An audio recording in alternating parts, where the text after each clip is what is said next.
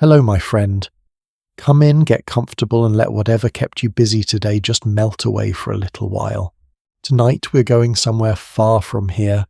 Somewhere cold, somewhere quiet, somewhere that's been waiting more than 400 years for someone to finally sit down and listen. Picture a small wooden fort standing on the edge of a wide, slow river. Inside those walls there are only 60 people left alive. Just 60. A few months earlier there had been 500. Outside armed warriors are watching every gap in the fence, making sure nobody who walks out ever walks back in. And somewhere inside that fort, a young English gentleman who never wanted this job is about to make the hardest choice of his entire life. Not a choice about how to save his people. A choice about who gets to keep breathing for just one more day. Before we step deeper into this one together, can I ask you for something small? If stories like this help slow your mind down, if they make it a little easier to drift off tonight, then a quick like, a follow, or even just a comment tells me I should keep making more of these for you. And honestly, I would love to know, where are you listening from tonight, tucked into bed after a long day, on a late shift somewhere with your earbuds in? Tell me down in the comments. I promise I look at every single one. Now go ahead, dim the lights if you can, maybe switch on a soft fan or a little background hum, something gentle for your ears. Get settled in, because we are about to go back to the season that almost erased the very first English colony in America before it ever really had the chance to begin. His name was George Percy. He was the youngest son of an English earl, the kind of man raised for banquets and horse races, for silk collars and quiet libraries, not for burying his own neighbours in frozen ground. And yet here he was standing in front of a wooden fort called James Fort, suddenly in charge of everyone left inside it. Because almost everyone who should have been in charge before him was already gone. The fort itself was small enough to walk across in under 100 steps. A wall of sharpened timber posts, 3 sides facing the forest and one facing the river, with a scattering of low-thatched buildings crowded together inside, smoke holes in every roof, mud tracked through every doorway. It had never been built to hold a season like the one that was coming. It had barely been built to hold a winter at all. It had not always looked like this. Just 2 years earlier, this same muddy stretch of riverbank had felt almost hopeful. Canoes came gliding out of the morning fog, carrying baskets of corn traded fair and honest for English tools and cloth. Smoke curled up from cooking fires every evening. Men laughed over card games they had brought from home. There was fish pulled fresh from the water deer moving through the tree line, and a stubborn, clever leader named John Smith who somehow always managed to talk his way into a full stomach for his people, one way or another. But that autumn everything shifted at once. The way bad luck sometimes likes to arrive all together instead of one piece at a time. Smith was hurt in a terrible gunpowder accident, badly enough that there was nothing left to do but sail him back to England for treatment. Percy stood on the riverbank the morning that ship left, watching a man who had somehow held this entire fragile little world together simply disappear around the bend of the river. With barely a proper goodbye to the fort he had practically built with his own 2 hands. Nobody said it out loud that morning, but everyone standing there felt the same cold drop in their stomach. Whatever came next, they would be facing it without him, and without Smith standing at the gate. The fragile trust between the English and the Powhatan people simply fell apart. Their leader gave a quiet, terrible order down the river. No more trading. No more corn sold at any price, and any Englishman caught outside those wooden walls would not be walking back inside again. One man learned that the hardest way possible. A captain named John Ratcliffe took a small crew out to try one last trade for grain, hoping charm alone might be enough the way it always used to be. It was not enough. He never came home. Word came back to the fort of what happened to him out there, and after that, nobody needed to be told twice to stay behind the walls, so the gates stayed shut, tight. Guards paced along the top of the fence line, staring out at a tree line that seemed to be staring right back, all through what was becoming the longest, coldest season anyone at that fort had ever lived through. At first it felt almost bearable. There was still some grain stored away, rationed out carefully. Half a small cup of meal a day for each person, just enough to keep the ache in your stomach from turning into something worse. The colonists had even penned their hogs out on a little island nearby, thinking the animals would be safer there, cleaner there away from the crowded fort. Within days, the Powhatan found the island too. Every single hog was gone. Half a cup of meal a day does not stretch through an entire season, though. Everyone at that fort could count. Everyone knew exactly how many days were left before there was nothing, so they started on the horses. The very same horses that had crossed an entire ocean with them. The ones some of the men had actually grown fond of, the ones that pulled carts and carried supplies and, in quieter moments, felt like the last familiar thing left from home. One by one, they were walked out behind the storehouse and did not come back. The smell of meat roasting over a low fire should have felt like relief. Mostly it just felt like an ending. Then came the dogs, then the cats that used to curl up by the fires at night purring against the cold. Somewhere around the middle of the dark season, grown men were setting little traps just to catch a rat, something warm enough to eat before it went cold in their hands. Boots got boiled down for whatever soft leather could be worked loose from the sole. People dug through frozen dirt searching for roots that tasted like nothing at all, just to have something to swallow, just to feel a stomach do something other than ache. Percy walked among his people most nights with a small lantern, checking who was still breathing and who was not. Near the eastern wall, he would often pass a young mother who would split her own tiny ration in half again and again, giving most of it to a boy too weak now to stand on his own. She never asked for anything in return. She never even looked up when he passed. There was nothing left in her to spend on hope, only on that one small act of quietly keeping her son alive one more sunrise at a time. Not far from her there was an old carpenter who used to be the loudest man in the fort, always joking that he had built half the building standing there with nothing but a dull axe and pure stubbornness. He did not joke anymore. He mostly just sat with his back against the wood he had once shaped with his own hands, too weak now to lift the very tools that used to feel like an extension of his own arms. Percy would sit with him some nights saying nothing at all, because by that point there was truly nothing left worth saying out loud.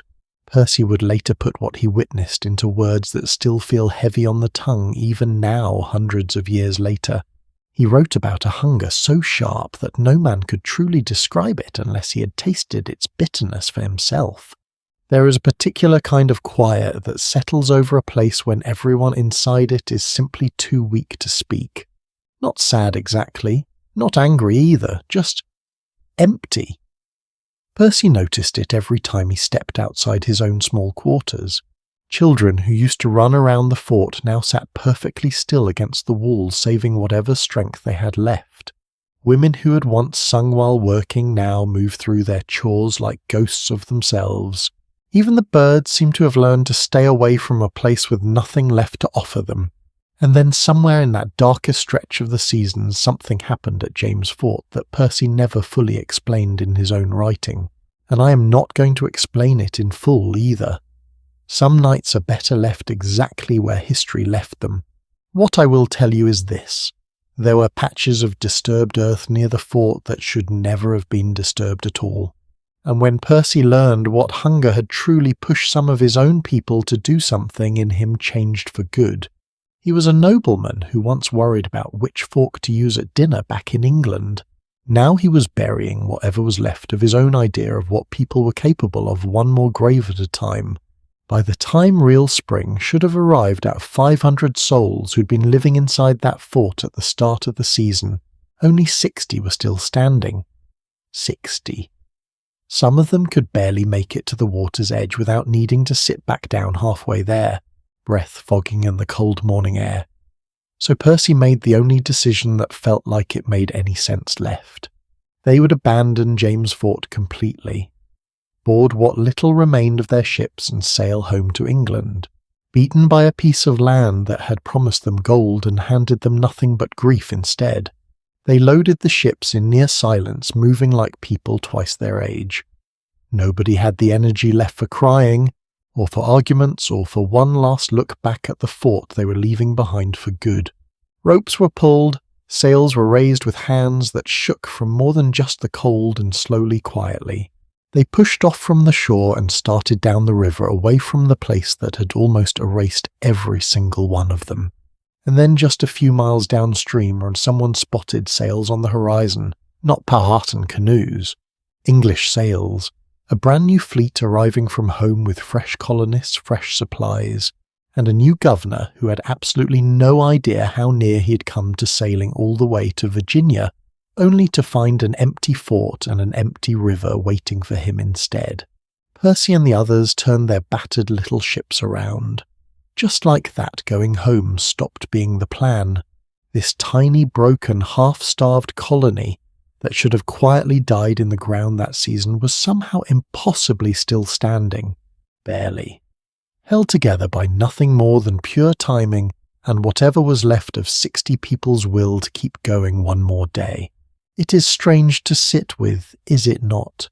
An entire country, an entire piece of history, coming down to a matter of miles and a matter of days. A carpenter who never got to finish teaching anyone his trade. A mother who never got to stop rationing fear itself. If that fleet had arrived even a week later, there might be no story to tell you at all tonight, and no country waiting on the other side of it either.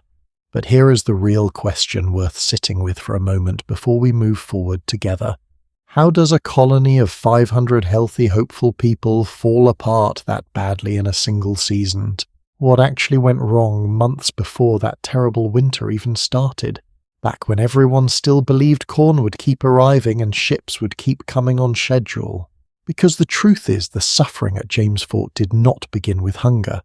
It began with a handful of very human mistakes, made long before the cold ever set in by people who never imagined how much those choices would end up costing them.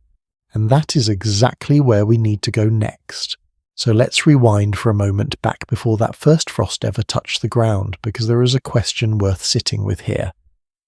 How does a colony of 500 hopeful people fall apart that badly in one single season? The honest answer might surprise you. The worst of it did not start with hunger at all. It started months earlier with a handful of choices made by people who were nowhere near that fort, sitting comfortably in warm offices back in London, moving pieces around on a map they had never once set foot on.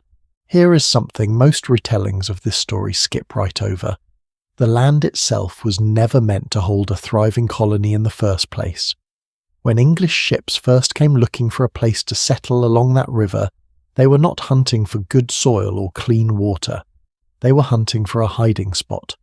Spanish warships patrolled these waters, and England desperately wanted a foothold in the New World without picking a fight it could not win. So the men in charge chose a spot tucked far enough inland to stay hidden, surrounded by water on three sides, easy to defend, hard to sneak up on. From a captain's point of view, sailing a heavy ship, it must have looked nearly perfect. Deep water right up to the bank meant they could tie their vessels directly to the trees instead of building docks.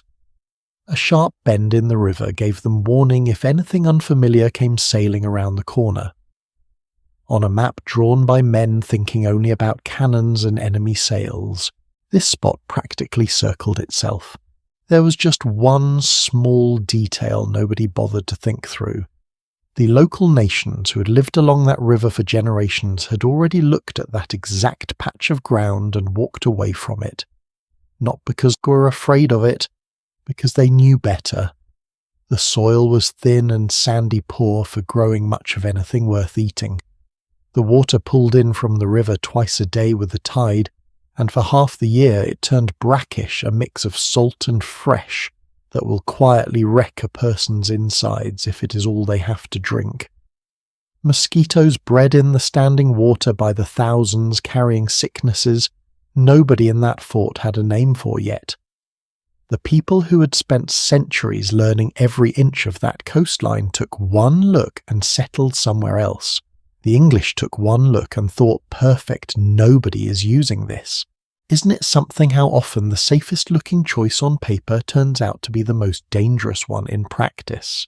Within the very first summer, before any siege, before any drought illness alone had already carried off nearly half of the men who first stepped onto that shore. That is worth pausing on. Half. Gone before their first Christmas in the New World. Long before George Percy ever had to make the choices we talked through a little while ago, this land had already been quietly taking its toll one fever at a time. So who exactly were these men who kept dying in such staggering numbers? This is where the story gets a little uncomfortable and honestly a little funny in the saddest possible way. A large share of the settlers sent across that ocean were gentlemen, not farmers, not carpenters, not anyone with calluses on their hands. These were younger sons of noble families, the kind of men who had spent their lives being told someone else would handle the ploughing and the building and the hauling.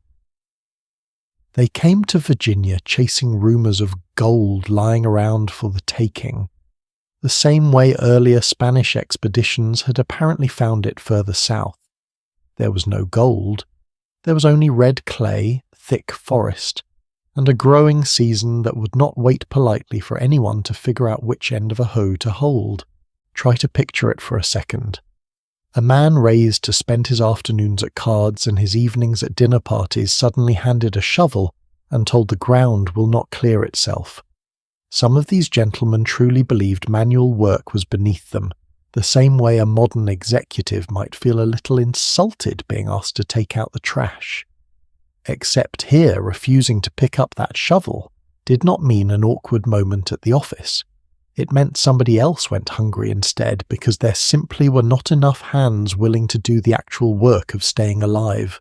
You can imagine how well that went over.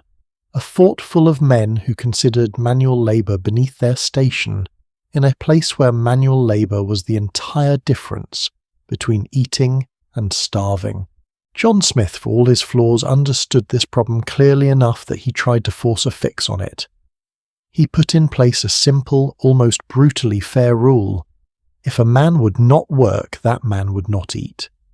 No exceptions made for a fine last name back in England. It caused plenty of resentment among the gentlemen who felt entitled to sit this one out. But for the short time Smith held things together, it worked. The moment he sailed home after his accident, that discipline went with him, and the fort slid straight back into old habits at exactly the worst possible moment to do so. Here is another piece of this puzzle that rarely gets mentioned, and it might be the most quietly infuriating part of the whole story. Even while people were going hungry, colonists were still being ordered to spend long hours cutting timber, splitting boards and boiling down pitch and tar, not to build better shelters for themselves, not to strengthen the fort, to load onto outgoing ships and sell back in England where shipbuilders needed pitch to seal their hulls, and glassmakers wanted whatever raw material the New World could offer. The Virginia company that funded this entire venture was a business first, and its investors back home wanted a return on their money, the same way any modern shareholder expects one. Every hour a man spent hauling lumber toward a dock was an hour he did not spend hunting fishing or tending whatever meagre crops they had managed to plant. Survival kept losing out to profit again and again, right up until the moment there was almost nothing left to save. Would you have made a different call if the people funding your food and your ships were the same people demanding a return on their investment? It is easy to judge from 400 years away. It was a lot harder to argue with sitting inside those walls with an empty stomach and a company ledger somewhere across the ocean waiting to be balanced. And it was not only lumber and pitch they were chasing either.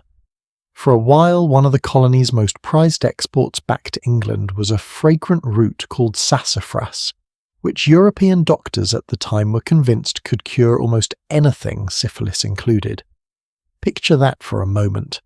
Men slowly starving to death in a Virginia swamp, spending precious daylight hours digging up tree roots, so that wealthy Londoners could brew themselves a cup of miracle tea that did not actually cure anything at all.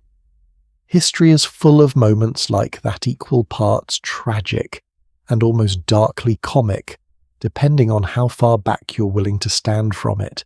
And then there is the piece nobody at the time could have possibly understood, because the science to explain it would not exist for centuries. Long after the fort itself had crumbled back into the ground, a team of researchers went looking for answers in the most unlikely place imaginable, a stand of ancient bald cypress trees growing along quiet rivers not far from Jamestown. These particular trees can live nearly 1,000 years, and every single ring inside their trunks quietly records how much rain fell that year. Thick rings in wet years, thin rings in dry ones, like a diary written one line at a time for centuries without a single missed entry. When scientists finally studied those rings from the exact years the English arrived, boring careful little samples out of trunks that were already ancient. Before Jamestown was ever founded, they found the region had just been struck by the worst drought it had seen in 700 years. 700, not a rough season, not simple bad luck. A once-in-many-lifetimes environmental disaster arriving at the exact same moment as a fragile new colony that had bet its entire survival on trading with neighbours whose own crops were failing right alongside theirs. Suddenly the Powhatan decision to stop trading corn does not look quite so simple anymore, does it? They were not just being cruel to outsiders. Their own people were almost certainly running short on food too, in the middle of the driest stretch their homeland had endured in living memory, and now here were several hundred more mouths expecting to be fed from stores that barely existed in the first place. History has a funny habit of painting one side as villains without ever asking what their own winter looked like. 10 years after all of this, a very different group of English families sailed across that same ocean and landed further north in a place they called Plymouth. Their very first winter was every bit as brutal in its own way. Nearly half of everyone on that ship died before spring arrived, mostly from sickness caught while stuck living aboard a crowded damp vessel, with nowhere dry to sleep through months of freezing weather. On the surface, it almost sounds like the exact same tragedy playing out twice, just moved a few hundred miles north and a decade later. But underneath the causes were almost completely different, and that difference matters more than people usually give it credit for. Plymouth was not under siege. Nobody was stopping those settlers from fishing or walking the shoreline looking for food. Their disaster came from exhaustion, poor shelter, and disease carried straight off a ship, not from a drought or a trade war with hungry neighbours. What both stories share, though, is something worth sitting with for a moment. Neither group had built anything resembling a real plan for what happens when things go wrong. Plymouth at least had one small advantage Jamestown never got in those early years: a signed agreement among the passengers themselves about how decisions would get made and who would be listened to when disagreements broke out, drawn up before anyone even stepped off the ship.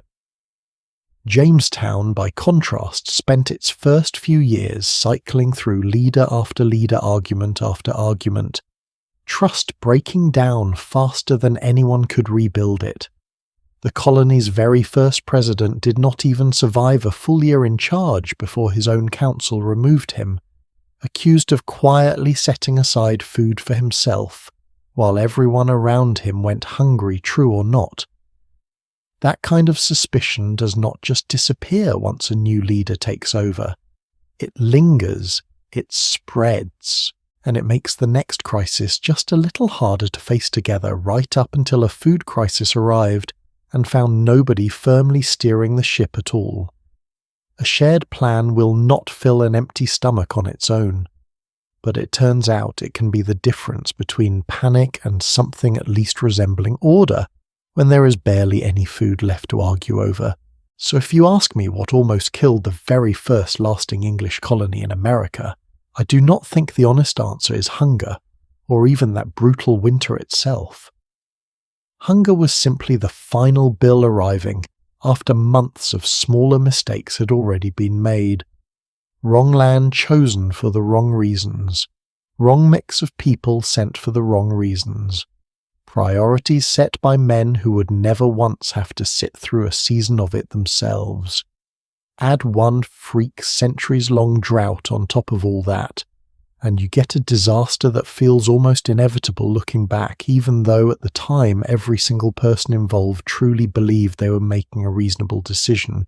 Out of the roughly 10,000 English men, women and children who crossed that ocean to Virginia in those early years, only about 2,000 were still there to tell the story a decade and a half later. 2,000 out of 10,000.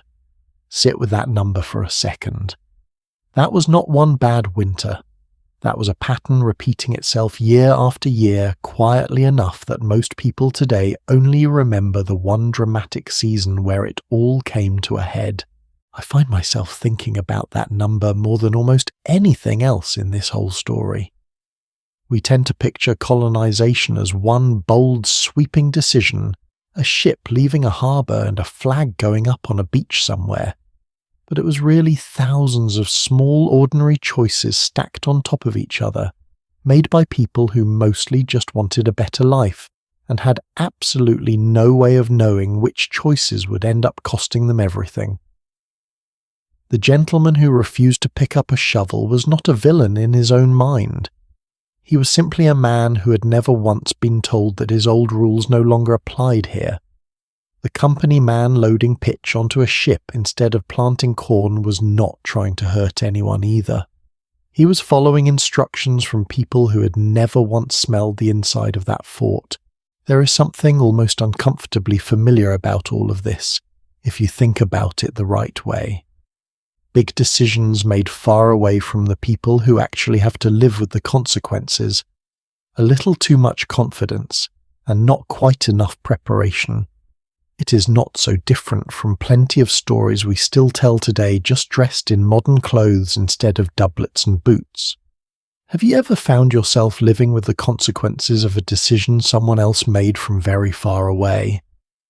It has a strange way of feeling both completely unfair and completely predictable at the same time. But hunger like that does not come from nowhere, and it does not simply arrive on its own either. It comes from what is on the table, or more accurately, what is not. And that is exactly the part of this story that deserves its own honest look, because what these colonists actually managed to grow, catch, trap and choke down day after day says just as much about who survived and who did not, as any siege or any drought ever could. You could hand almost any family from one of these settlements 100 different questions about their daily life, and no matter where the conversation started, it would eventually circle back to the exact same answer. Corn. If you had been born into one of these early settlements, your entire life would have quietly revolved around a single golden kernel that the English had never even seen back home. Not the sweet buttery cob you might grill at a summer cookout today. A tougher, starchier grain that the Powhatan and the Wampanoag had already been perfecting for thousands of years before any English ship ever appeared on the horizon. Think about your own kitchen for a second, everything sitting in your cupboards and your refrigerator right now, all the different textures and flavours you could reach for without a second thought. Now imagine every single one of those choices collapsing down into just one plant-grown ground, and reinvented in a dozen different shapes to keep from going mad with boredom. That was not a metaphor for these families. That was breakfast, dinner and supper 365 days a year for years at a stretch, depending on how quickly the next ship happened to arrive with anything different. And here is the part that always catches people off guard. Corn was not simply something colonists ate. It was something they wore, something they slept on, something their children played with. The dry husks got braided into mats and baskets, twisted into rough dolls for little ones who had no other toys to speak of, even shaped into a kind of simple footwear when leather ran short. The empty cobs, once every kernel had been scraped free, still had work left to do. Tossed straight into the fire for fuel, carved into rattles for a baby who would not stop fussing, hollowed out for a small pipe passed around after supper. Nothing about that plant ever made it to a rubbish heap. When your entire colony's survival is riding on one crop, you learn very quickly not to waste a single part of it. Picture a typical morning inside one of these households long after the worst of any famine had passed and something nearer to ordinary life had settled back in. Nobody woke up to eggs and bacon coffee brewing orange juice poured into a glass. A family might start the day with a mug of cider or a weak watered-down beer, and I promise that detail is not a mistake on my part. Even the children drank it, not because anyone was trying to raise a household of little tipplers, but because the well water in a lot of these settlements was frankly not something you wanted to trust, and a mild, low-strength brew was often safer to drink than the water sitting right next to it. Alongside that mug came a bowl of cornmeal mush, sometimes with a splash of milk poured over the top. If the family happened to keep a cow, sometimes plain spooned straight from a pot that had been quietly simmering over the coals since the night before. Doesn't that change how you picture their mornings just a little? That same mush went by different names depending on which colony you happened to land in and which neighbours had taught your family to cook it. In parts of New England it was called samp, a coarser style made by pounding whole kernels down in a mortar before boiling them soft. Further along the coast, families leaned towards something called saphorn, a smoother porridge of cornmeal simmered slowly in milk. Mix that same corn with beans, and you had succotash, a dish that is honestly still sitting on some Thanksgiving tables today, 4 centuries later, largely unchanged. And when a family needed something they could carry with them on a long walk or a hunting trip, they would parch the kernels over a fire and pound them into a fine portable powder that barely needed any preparation at all beyond a splash of water. It kept for months without spoiling. In its own quiet way, that early trail food was doing the exact same job as an energy bar sitting in someone's backpack today, just with a few less ingredients printed on the label. There is a phrase from those years that has always stuck with me a little. The person tasked with stirring the porridge pot through those long, slow hours of cooking was sometimes handed a wooden spoon that got its own nickname, a porridge paddle, because the mixture was thick enough and stubborn enough that a regular spoon simply was not up to the job. I like that detail. It tells you something about how much of daily colonial life was built around one single, endlessly repeated chore, morning after morning without a single shortcut in sight. Now, meat is where things get truly interesting, and where a lot of modern assumptions quietly fall apart. We tend to picture colonial families feasting on venison and roasted fowl on a fairly regular basis, but the truth is a good deal more complicated than that. There was no refrigeration of any kind, no cellar cold enough to keep fresh meat safe for more than a day or two, especially once the weather warmed.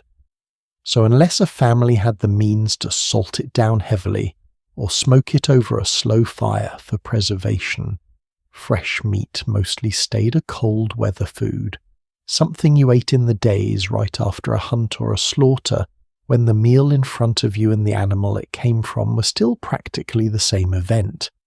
Kill a deer in July and you had better be prepared to share most of it with the entire settlement before it spoiled, because there was simply nowhere to put it away for later. Salting and smoking became something like a household skill every family needed to master, the same way we might expect someone today to know how to work a stove. Pork got packed into barrels layered thick with salt, sometimes sitting there for months before anyone touched it again. Fish caught in the spring runs got split open, salted, and hung to dry in the smoke of a low fire, until it turned hard and dark, almost leathery, but safe to chew on, through the leaner months when nothing fresh was coming out of the water. It was not exactly a meal anyone looked forward to. It was simply food that had learned how to wait. The rivers themselves carried more weight in this story than people usually give them credit for. Herring and shad came pushing upstream by the thousands each spring, so thick in some years that colonists described being able to nearly walk across the water on their backs, and both English settlers and their native neighbours relied on the same seasonal runs to restock what winter had emptied out. Fish that were not eaten fresh often ended up buried directly in the cornfields, instead exactly the way Squanto had shown the Plymouth settlers, which meant the very same catch was quietly doing two jobs at once, filling a stomach in the short term and feeding next year's harvest in the long term. Have you ever opened your own refrigerator and grabbed whatever you wanted without thinking twice about it? It is worth pausing on how recent a convenience that actually is. For most of human history, the question was never, "What am I in the mood for tonight?" It was more like, "Will this still be safe to eat by the time I'm hungry enough to need it?" And when a meal did finally reach the table itself would have looked strange to modern eyes in a completely different way. Most families ate off wooden or horn dishes, plain and practical, easy to carve, cheap to replace, when one eventually cracked or split. A knife did most of the heavy lifting at mealtime, cutting, spearing, even scooping in a pinch. Forks existed technically, but for a long stretch of the 17th century they were treated almost like a strange foreign curiosity, something you might see at a wealthy household's table, and quietly wonder about rather than something every family owned and reached for automatically. Spoons were around too, mostly kept for soups, porridges, and anything too thin or too hot to simply pick up. If you had shown up at one of these tables holding a full modern place-setting fork on the left, multiple spoons lined up along the edge, you likely would have gotten some very confused looks, possibly followed by someone quietly wondering what on earth you needed all of that for just to eat a bowl of porridge. Not every table looked quite the same either, and that is worth mentioning before we move on. A wealthier planter's household might stretch a little further with imported sugar, a jar of spices carried over on the last supply ship, maybe even a small taste of chocolate if the family had the right connections back in England. A poorer household, and there were a great many more of those than there were wealthy ones, ate the plainer version of everything cornmeal, without the milk porridge, without the honey meat, only on the days it happened to be available at all. The gap between rich and poor did not disappear, just because everyone had crossed the same ocean. If anything, it followed them the whole way over and quietly settled itself right back into place at the dinner table. None of this would have worked at all, though, without one crucial piece of the story that rarely gets the credit it deserves. The English did not simply stumble onto corn farming on their own.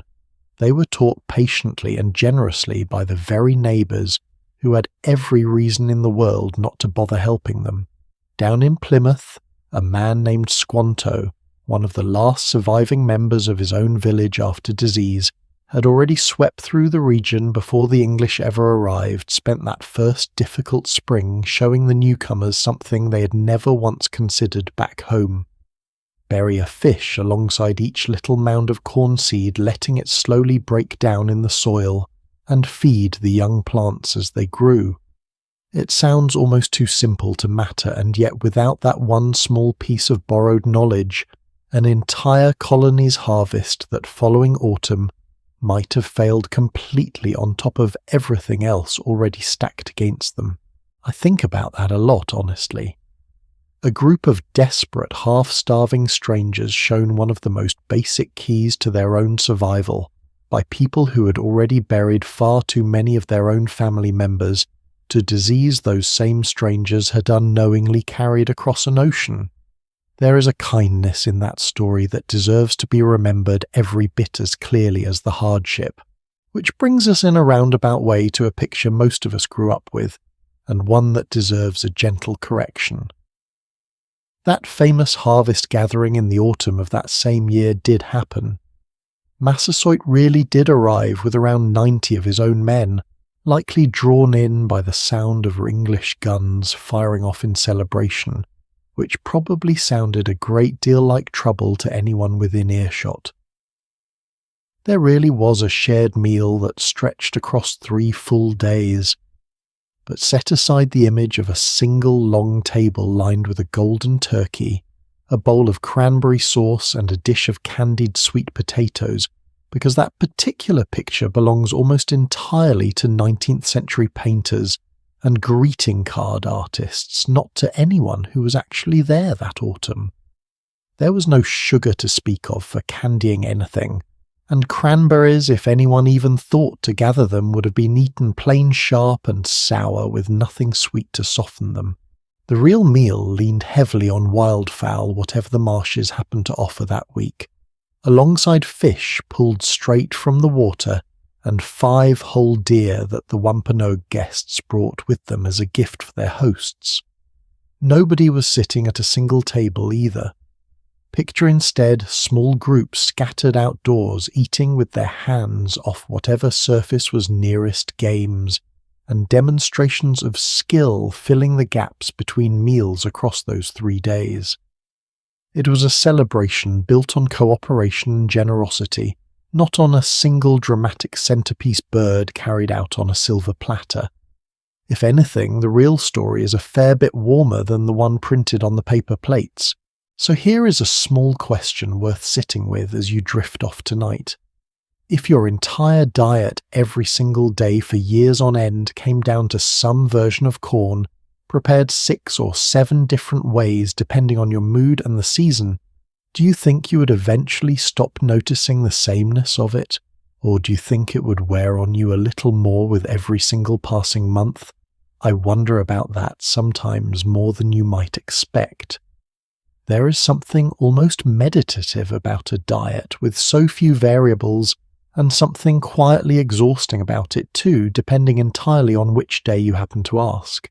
What strikes me most sitting with all of this is how much of survival back then came down to something we barely think about today. Not bravery in some grand dramatic sense, just the quiet, unglamorous work of learning what this new land could actually offer, listening to people who already understood it, and building an entire daily rhythm around one humble crop that asked for very little and somehow gave back just enough to keep an entire fragile world standing through one more winter. We complain about a slow delivery driver or a restaurant getting our order wrong, and fair enough, that is a completely normal thing to be mildly annoyed about. But every now and then, it is worth remembering that choice itself, the simple fact of having more than one option in front of you at mealtime, is a fairly new luxury in the grand story of human history.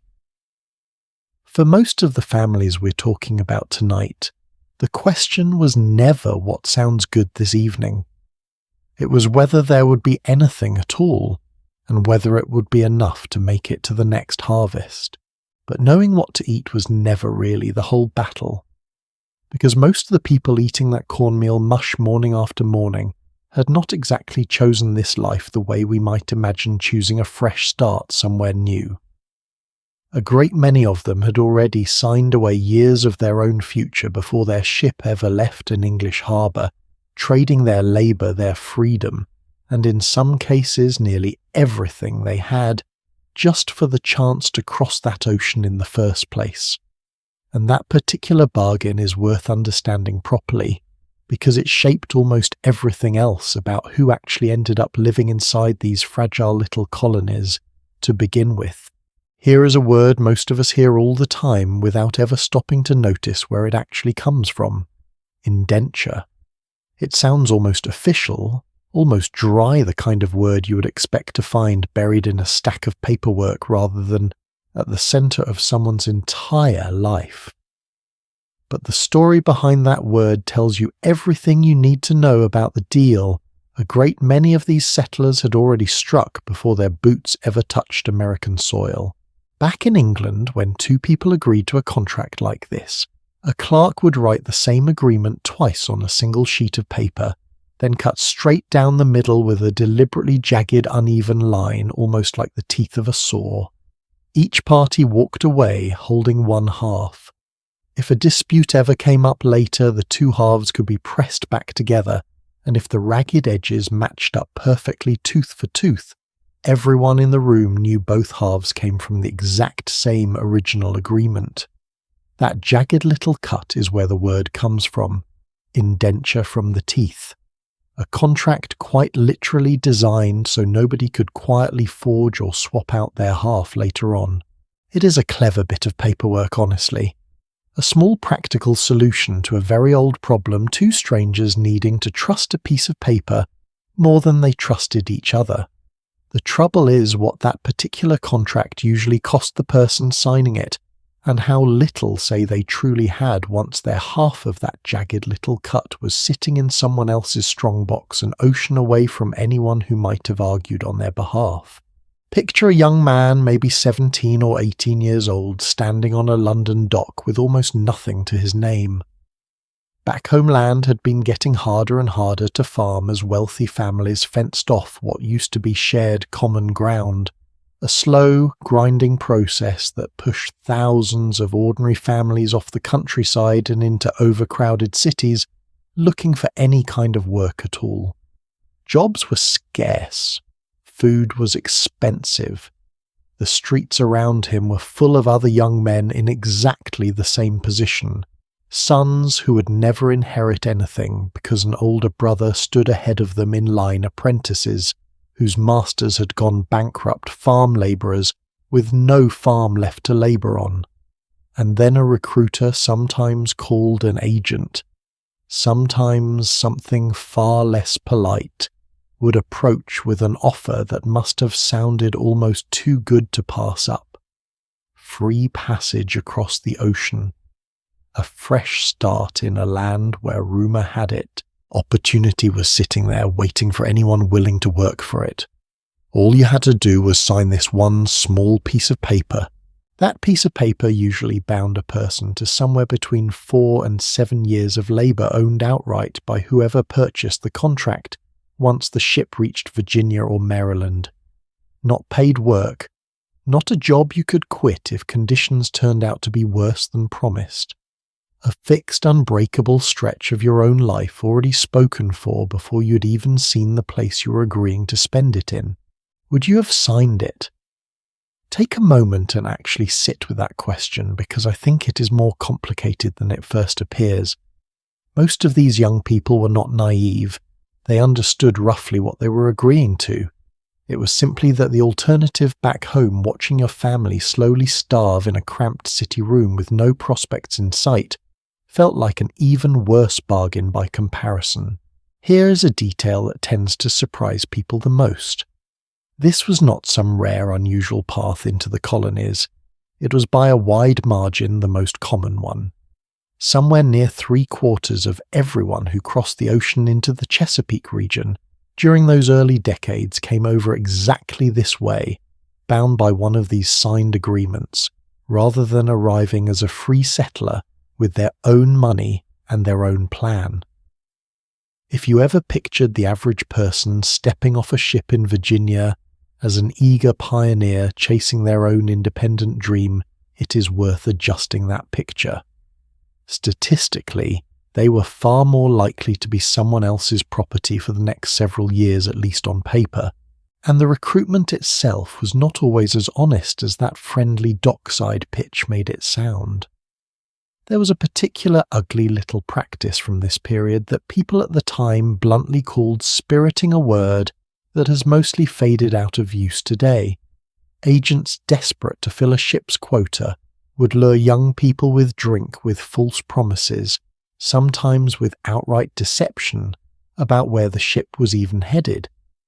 A boy might be told he was signing on for a season of work just outside London, only to wake up hours later already out at sea, the coastline nowhere in sight, with a contract he barely remembered agreeing to, now legally binding him to Virginia for years. Children were not always safe from it either. Parliament eventually had to step in and pass laws specifically trying to slow the practice down, which tells you plainly enough how common it must have already become by that point. Somewhere between a genuine opportunity and an outright kidnapping, there was an entire uncomfortable middle ground where most of this recruitment actually happened, and it was rarely obvious from the outside which version of the story any single person had actually lived through. The crossing itself was no small ordeal either, and it is easy to forget that part when we jump straight from a London dock to a Virginia tobacco field. These voyages could stretch on for 8, 10, sometimes nearer to 12 weeks, packed with strangers below deck in a space that smelled of salt sickness and unwashed bodies long before the halfway point. Food spoiled. Fresh water turned foul in its barrels.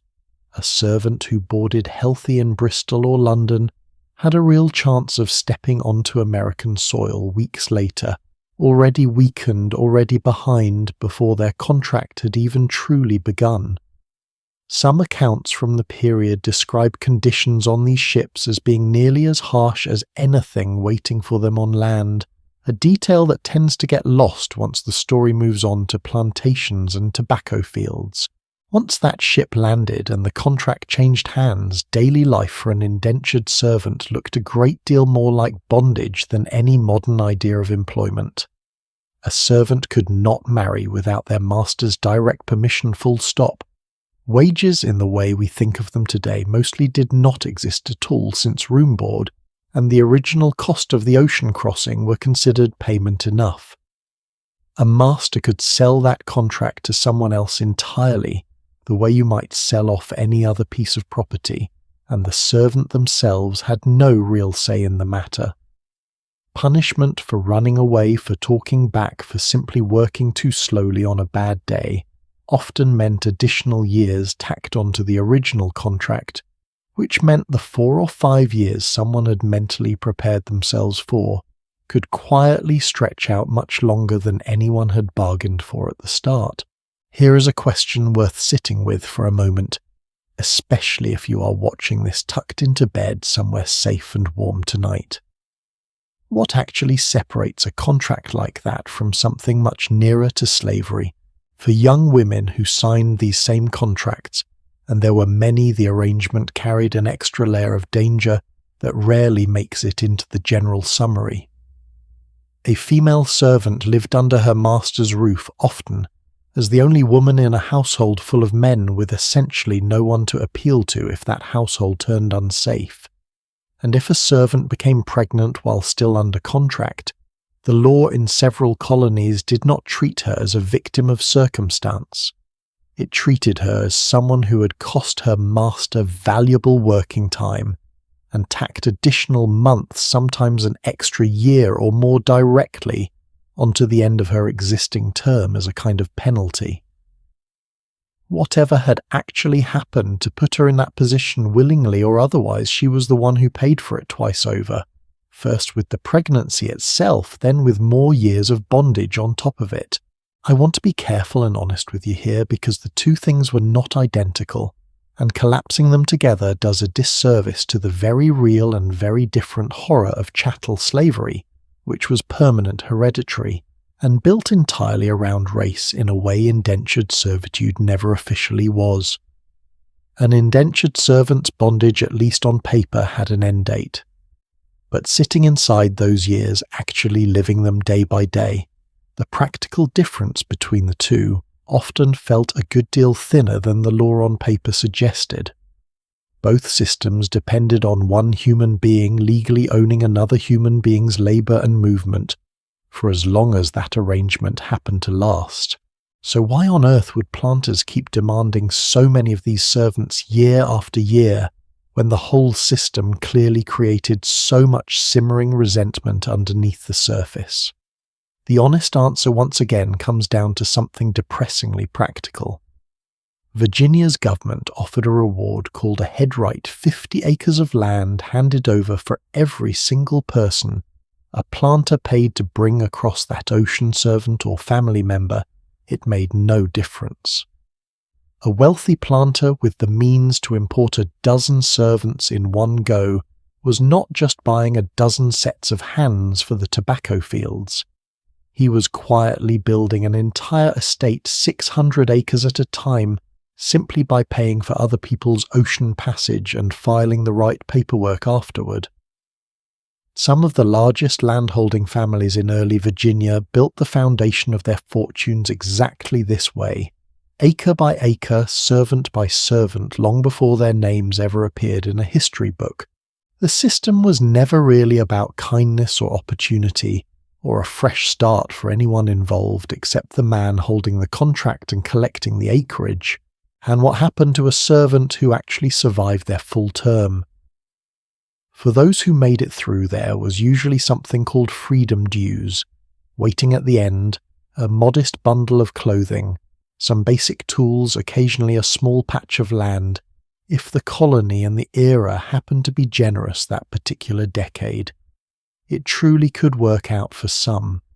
A servant who finished their contract healthy and capable had at least a fighting chance at building something of their own afterward, which is more than could be said for most other unfree labour systems throughout history. But making it to that finish line was never guaranteed, and this is where the story turns quietly sobering rather than simply unfair.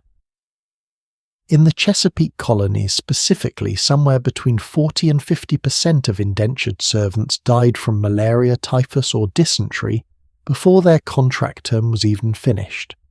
Not decades into a hard life. Within the first 3 years alone, nearly half never lived to collect a single one of those promised freedom dues, or see a single acre of that promised land, or make a single decision about their own future ever again. Sit with that number for a second the same way I have been asking you to sit with a few others tonight. Somewhere near half, gone before the contract that was supposed to eventually set them free even had the chance to expire. And for the ones who did survive, freedom did not always mean the fresh start they had been promised on that London dock. Land was getting harder to come by the longer the colony existed, and plenty of former servants found themselves technically free, but still landless, still poor, still standing near the very bottom of a society that had barely made room for them in the first place. That particular kind of quiet, simmering frustration eventually helped fuel one of the most serious uprisings colonial Virginia would ever see, a rebellion led by former servants and small farmers who felt the wealthy planter class had never once had their interests at heart to begin with. We will not get into the full story of that rebellion tonight, but it is worth knowing that the resentment did not simply evaporate once someone's papers were finally torn up and handed back to them. I think about that dockside moment a lot, the 17-year-old signing away years of his own life with a shaking hand, truly believing he was choosing hope over hopelessness. In a strange way, he was right. Staying behind guaranteed nothing either, and at least this gamble came with the faint possibility of a different life on the other side of it. He was also, without knowing it, walking straight into one of the deadliest environments an ordinary English person could possibly have chosen to enter. There is a version of the American origin story most of us grew up with, the brave settler crossing an ocean toward freedom and opportunity, chasing a dream nobody back home could offer them. It is not entirely wrong, but it leaves out just how many of those same settlers arrived with their choices already narrowed down to almost nothing, signing away years of their own body and labour simply because the alternative back home looked even bleaker. Freedom and desperation are not always as far apart as we like to imagine, and for a great many of the people who built these early colonies, the two were tangled up together from the very first signature on that jagged little sheet of paper, because whether you crossed that ocean freely or under someone else's contract, whether you were a gentleman avoiding manual labour or a servant with no choice but to do it, there was one enemy waiting on the other side that did not care in the slightest which category you belonged to, which contract you had signed, or which side of that jagged little cut of paper your own name was written on. It moved quietly. It moved constantly, hiding in stagnant water and swamp air, and 100 other places nobody in that century had any way of understanding yet, and it would end up deciding far more colonial lives than hunger contracts or bad decisions ever managed to on their own. If you had somehow survived everything we have talked about so far tonight, the ocean crossing the unfair contract, the corn that never seemed to change flavour, no matter how many different names it went by, there was still one more test waiting for you within your very first year in this new world, and it had nothing to do with the choices you made or the effort you put in. Colonists at the time actually had a name for it, a word that shows up again and again in letters and diaries from the period. They called it seasoning. Seasoning was not a metaphor. It was the blunt, almost business-like term colonists used for the brutal stretch of fevers, chills, and exhaustion that nearly everyone went through during their first year in the Chesapeake region, whether they had arrived free or under contract, whether they were a gentleman or a servant fresh off the ship. Your body quite simply had never encountered whatever was waiting for it in that particular patch of American soil, and it needed time to either adjust or fail trying. Some people came through it in a matter of weeks, weakened but standing. Others never came through it at all. Either way, everyone around you understood exactly what was happening, and everyone braced themselves for it the same way you might brace for a storm you already knew was coming, just without any real idea of how bad this particular one would turn out to be. Newer arrivals could actually be spotted this way, almost like a mark stamped on them the moment they stepped off the ship. Older residents had a name for the ones who had not yet gone through it, and it was not always said kindly. If a new servant or settler showed up healthy, energetic, full of confidence about the year ahead, the people who had already survived their own seasoning a year or two earlier knew better than to say much out loud. They had already learned the hard way that confidence and good health in that first summer meant almost nothing about what the following one would bring. Some families reportedly waited quietly and without ever quite saying so out loud before letting themselves grow too attached to a new servant or a new neighbour, simply because experience had taught them how often that attachment ended in a burial before the first full year was out. Here is something worth sitting with for a moment. We've spent this whole story talking about drought and hunger and unfair contracts, real tangible problems that people at the time could see and argue about and try to fix. This particular enemy was different. Nobody in that century had the faintest idea what was actually making them sick. There is a word we still use today that quietly gives away exactly what people believed was happening. Malaria. It comes from an old Italian phrase meaning roughly bad air. For centuries, educated people across Europe were convinced that the thick, damp air rising off swamps and stagnant water carried some kind of poison with it, an invisible vapour that crept into a body through the lungs and made it sick from the inside.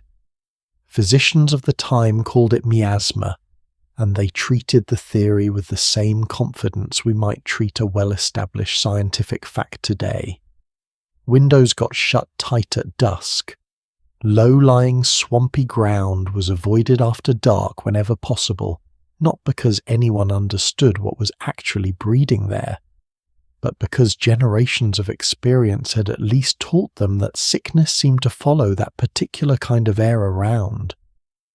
Nobody suspected the mosquitoes. Why would they? A mosquito bite was a minor annoyance, an itch you scratched and forgot about, not a source of anything serious. The actual culprit was landing on their skin, constantly feeding, moving on completely unnoticed, while everyone stared suspiciously at the night air instead and closed their windows a little tighter. Doesn't it make you wonder what we might be getting quietly, confidently wrong today, the same way they were about something sitting right in front of them the whole time? It took nearly 2 more centuries after this story before anyone finally proved the actual connection between mosquitoes and malaria, and by then this particular corner of Virginia had already buried generations of people who never stood a chance of knowing what was really killing them.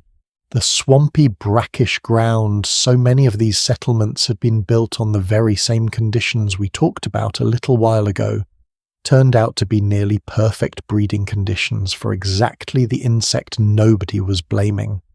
Standing water everywhere, warm and still for months at a stretch. Malaria settled into the Chesapeake region, and simply never fully left for generations, flaring up hardest in the muggy stretch of late summer, quietly wearing down bodies that had already been weakened by whatever else that particular year had thrown at them. Malaria was not travelling alone either. Dysentery, an infection of the gut that colonists at the time often called the bloody flux, spread through contaminated water and left people painfully weak, unable to keep down what little food they had access to in the first place. It moved fastest through crowded quarters, exactly the kind of tight shared living spaces most new arrivals found themselves in during their first uncertain months. Typhoid moved the same way through water and food that looked perfectly normal, right up until it was not bringing a slow, grinding fever that could stretch on for weeks and leave even a strong young body hollowed out by the time it finally broke. Picture a colony already surviving on rationed corn, already exhausted from clearing land and building shelter, now also fighting off 3 or 4 different invisible threats at once, none of which anyone around them could properly identify, let alone treat. Put all of that together, and you start to understand a number that tends to stop people in their tracks. In the Chesapeake colonies during those early decades, the average person could expect to live somewhere around 35 to 40 years, if they were lucky enough to survive their first few seasons at all. Up north in the New England colonies, that same average climbed to somewhere near 70, not far off from what we would consider reasonable today. Same century, same ocean crossing, same general idea of what this new life was supposed to look like, and yet one region buried its people at roughly twice the rate of the other, simply because of where exactly on that coastline their ship happened to drop them off. Sit with that comparison for a moment, because it says something larger than just 2 sets of numbers sitting side by side. 2 groups of English families leaving the very same country, crossing the very same ocean, chasing the very same rough idea of a better life, and ending up with completely different odds of ever seeing their own grandchildren grow up based almost entirely on a decision about geography that neither family had any real say in. It was never about which colonists worked harder, or prayed more sincerely, or wanted it more. It was mosquitoes and stagnant water, and 100 miles of coastline making all the difference in the world. There is a small quiet detail buried inside that statistic that has always stuck with me more than the number itself. In a great many Chesapeake families, children truly did not know their own grandparents. Not because anyone had moved away or fallen out of touch or crossed back over that ocean, because the math of it simply never worked out.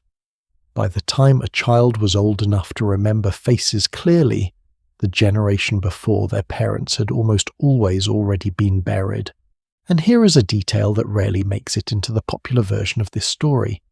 For every 3 men who made the crossing into the Chesapeake region during those early decades, there was on average only 1 woman, 6 to 1 in some counts. Imagine an entire society built almost entirely of young men, with no realistic path toward marriage, no stable household to build nobody to share the weight of that seasoning fever with, while it burned through them alone in a small cabin somewhere. It shaped absolutely everything about daily life there, from who inherited land to how quickly widows remarried, once their husbands eventually succumbed to one fever or another, to how differently family life took root up in New England, where whole households had crossed the ocean together, rather than young single men crossing alone chasing a fresh start. A widow in this environment was rarely left alone for long, and not always out of romance. A woman who inherited land or a household from a husband claimed by fever became almost overnight one of the most sought-after people in the entire settlement, and remarriage often happened within months rather than years. It was practical as much as anything else, a fragile colony pulling its pieces back together as quickly as it possibly could, because there was simply no room and no time for prolonged mourning when the next planting season was already bearing down on everyone regardless of how anyone felt about it. So if disease was doing this much damage, what exactly did medicine look like at the time? I want you to picture this honestly, because it is a good deal stranger than most period dramas ever bother to show you. The leading medical theory of the era rested on an idea that had been around essentially unquestioned for well over 1,000 years. Doctors believed the human body contained 4 essential fluids or humours, and that sickness happened whenever those 4 fluids fell out of balance with one another. The most common fix for almost any ailment under the sun, fever, headache, exhaustion, a stomach that would not settle, was to simply remove some of one particular fluid on purpose. Blood. Bloodletting, in other words. A patient already weakened by fever, already fighting an infection.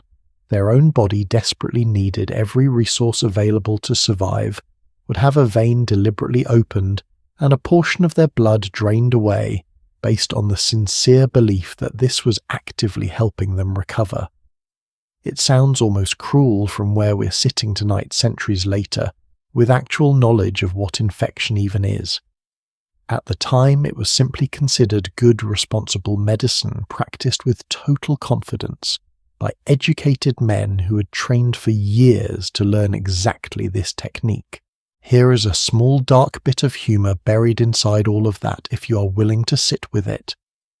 In more than a few cases throughout this period, a sick colonist's actual best chance of survival may well have been avoiding the doctor entirely. Bloodletting was hardly the only tool in that particular medical bag either. Purging was another favourite, deliberately inducing vomiting or forcing the bowels to empty, based on that same underlying belief that sickness was simply a matter of flushing out whatever bad substance had thrown the body's balance off course.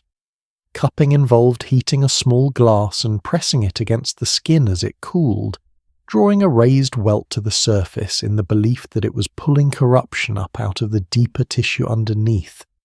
None of it addressed the actual mosquito, the actual contaminated water, the actual bacteria, doing the real damage, because nobody yet had any concept that such tiny, invisible things could even exist in the first place. They were treating shadows on a wall while the thing casting them wandered around completely unnoticed, because a trained physician was not always who showed up at your bedside anyway. Real medical doctors, the kind trained back in England, were rare and expensive out here, mostly clustered in the handful of larger towns. For most ordinary families, care fell to whoever happened to be available and reasonably capable, a minister who had picked up some basic medical knowledge alongside his religious training, a barber willing to also handle small surgeries and tooth pulling between haircuts, an apothecary mixing remedies from whatever herbs and roots were on hand. And underneath all of it, holding the whole fragile system together, was the woman of the household herself, armed with homegrown herbs, half-remembered family remedies passed down from her own mother, and whatever practical knowledge she had managed to pick up from native neighbours, who actually understood this particular land and its particular illnesses far better than any imported theory about 4 mysterious fluids ever could. I find something quietly admirable in that last part, honestly. While university-trained physicians across the ocean were still confidently draining blood out of feverish patients, based on a theory that had gone unquestioned. Since the days of ancient Greece, it was often an ordinary colonial mother working entirely from observation and trial and error who ended up figuring out which local root actually eased a fever, or which bark boiled down properly actually settled a troubled stomach. Nobody wrote her name into any medical textbook for it. She simply kept her household alive one long sleepless night at a time, using knowledge that would not be taken seriously by official medicine for another century or more. Next time you walk into a pharmacy and grab something off a shelf without a second thought, it might be worth pausing on how recently that convenience actually arrived. For most of human history, getting better from something as simple as a stomach bug was not a guarantee. It was more like a gamble stacked with whatever knowledge, luck, and stubborn hope the people around you happened to have on hand that particular week. But there was one group of colonists for whom all of this danger was compounded by something even more immediate, something that turned an already uncertain medical world into an outright gauntlet they had to walk through again and again, sometimes several times over the course of their lives, simply for the chance to bring the next generation of this fragile little world into it. Fever and infection were dangerous enough on their own. Add childbirth on top of that same shaky foundation of bloodletting and guesswork, and you start to understand why so many women of this era quietly kept their own private accounting of just how many times they had already survived something the rest of their household barely thought twice about. There is a room in nearly every one of these colonial homes that we have not stepped inside yet tonight, and it deserves its own honest look because more courage passed through that particular room than almost anywhere else in this entire story. It rarely had a name of its own. It was simply whichever room in the house happened to have the warmest fire and the most privacy a small crowded home could offer, and sometime, usually with very little warning word, would quietly spread through the settlement that a woman had gone into labour there, carried house to house by whoever heard it first, and within the hour that small room would fill with almost every other woman she knew, arriving with candles, clean linen, and whatever small comfort they could carry with them in the dark. This was called at the time a social birth, and the phrase is worth pausing on because it tells you something modern hospital rooms simply cannot. Childbirth in this world was never a private clinical event handled behind a closed door by a single trained professional. It was more like a gathering women crowding into that warm room together, some holding the mother's hands, some boiling water, some simply sitting nearby offering whatever comfort their presence alone could provide. Someone would keep the fire fed through the night. Someone else might quietly pray in the corner or hum something low and familiar, the same tune a mother might have hummed, to half the women standing in that room when they themselves were children. A midwife led the actual delivery, usually an older woman in the settlement, who had learned the trade through years of watching, assisting, and eventually taking charge herself, since there was no school, no certificate, no formal training beyond experience passed hand to hand between women who trusted each other with the most dangerous night of their lives. Doctors, the kind we would recognize today, were almost never present. Childbirth belonged entirely to women, in this period considered far too intimate, far too female a matter for a man to involve himself in, physician or otherwise. That would not meaningfully change for another century or more. For now in the world we're talking about tonight, a labouring woman's entire universe, narrowed down to one room, a handful of trusted faces, and a midwife whose only real tools were her own two hands, and whatever she'd managed to learn from every birth that came before this one. A skilled midwife, and there truly were skilled ones, could do more than most people today would ever give her credit for. She could feel through experience alone whether a baby was positioned correctly, and in some cases she could gently work to turn one that was not. She knew which herbs might ease pain, which might help slow bleeding, which were simply old wives' tales best left alone. What she could not do, no matter how skilled her hands were, was stop a hemorrhage that had gone too far or reach inside a body and repair damage no amount of experience could fix from the outside. Skill bought time and comfort. It could not on its own defeat biology when biology had already decided to go badly wrong. There is one more quiet custom from this world that tends to catch modern audiences off guard, and it belongs here just as much as anywhere else in tonight's story. Given how often infants did not survive their first year, families frequently reused the exact same name for a later child if an earlier one bearing it had already died. A second daughter named Mary might simply be named Mary again after the first Mary had been buried months earlier. It can sound almost unsettling to modern ears, but it came from a place of practicality rather than coldness. Names in these families often honoured a grandparent, a beloved aunt, a particular hope the parents carried for that child's character. Losing the child did not erase the reason the name had been chosen in the first place, so when another daughter came along, that same intention simply continued forward in her instead. Here is a number worth sitting with quietly for a moment. In London and other large cities and towns of this period, roughly 1 woman died for every 40 births. Say that number over in your head one more time if you need to. 1 in 40. On its own, that might sound almost survivable, the kind of risk you would accept once without thinking too hard about it. Now stretch that single statistic across an entire lifetime, because women in this era were not simply giving birth once. 6, 8. Sometimes 10 pregnancies across a marriage was considered fairly ordinary, each one carrying that same one in 40 risk fresh all over again, none of the previous safe deliveries offering any real guarantee about the next one. Multiply that risk across 8 or 9 separate labours, and you start to understand why so many women quietly treated pregnancy itself as a kind of recurring gamble with their own life, one they nonetheless walked into again and again year after year, simply because that was the shape their entire world expected motherhood to take.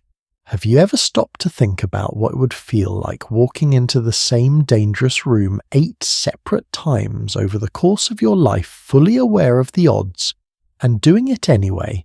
I am not sure most of us, myself included, would call that anything other than remarkable, and yet it barely registered as noteworthy at the time. It was simply what being a wife meant. There is a detail from this period that has always stayed with me quiet and almost unbearably practical. Many women, sensing how real the danger actually was, would settle their affairs before going into labour the same way someone today might update a will before a risky surgery. A few words about where a favourite piece of jewellery should go if she did not survive. Instructions spoken aloud to a sister or a trusted friend about how a husband should be looked after, or how a firstborn child should be raised if there was no mother left to raise them herself. Some women put these wishes down in writing beforehand, brief plainly worded notes meant to be opened only if the worst happened, tucked away in a drawer, or handed quietly to a neighbour for safekeeping. This was not despair. It was simply preparation, clear-eyed and practical from women who understood precisely what they were about to walk into, and chose to walk in regardless. Let me tell you about 3 women who all faced this exact gamble within a matter of weeks of each other, because their 3 very different outcomes say more than any single statistic ever could.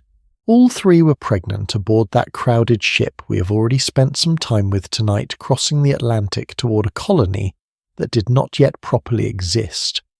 One woman gave birth right there at sea, somewhere in open water, with land nowhere in sight, rocking in a cramped berth below deck, while the rest of the passengers tried to give her whatever privacy a wooden ship could offer to a boy the passengers named for the ocean itself.